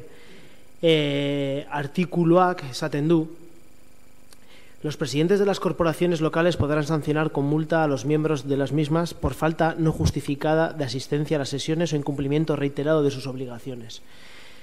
Guste dugu badauela hemen zinegotzi bat ez dauena betetzen bere obligazioak.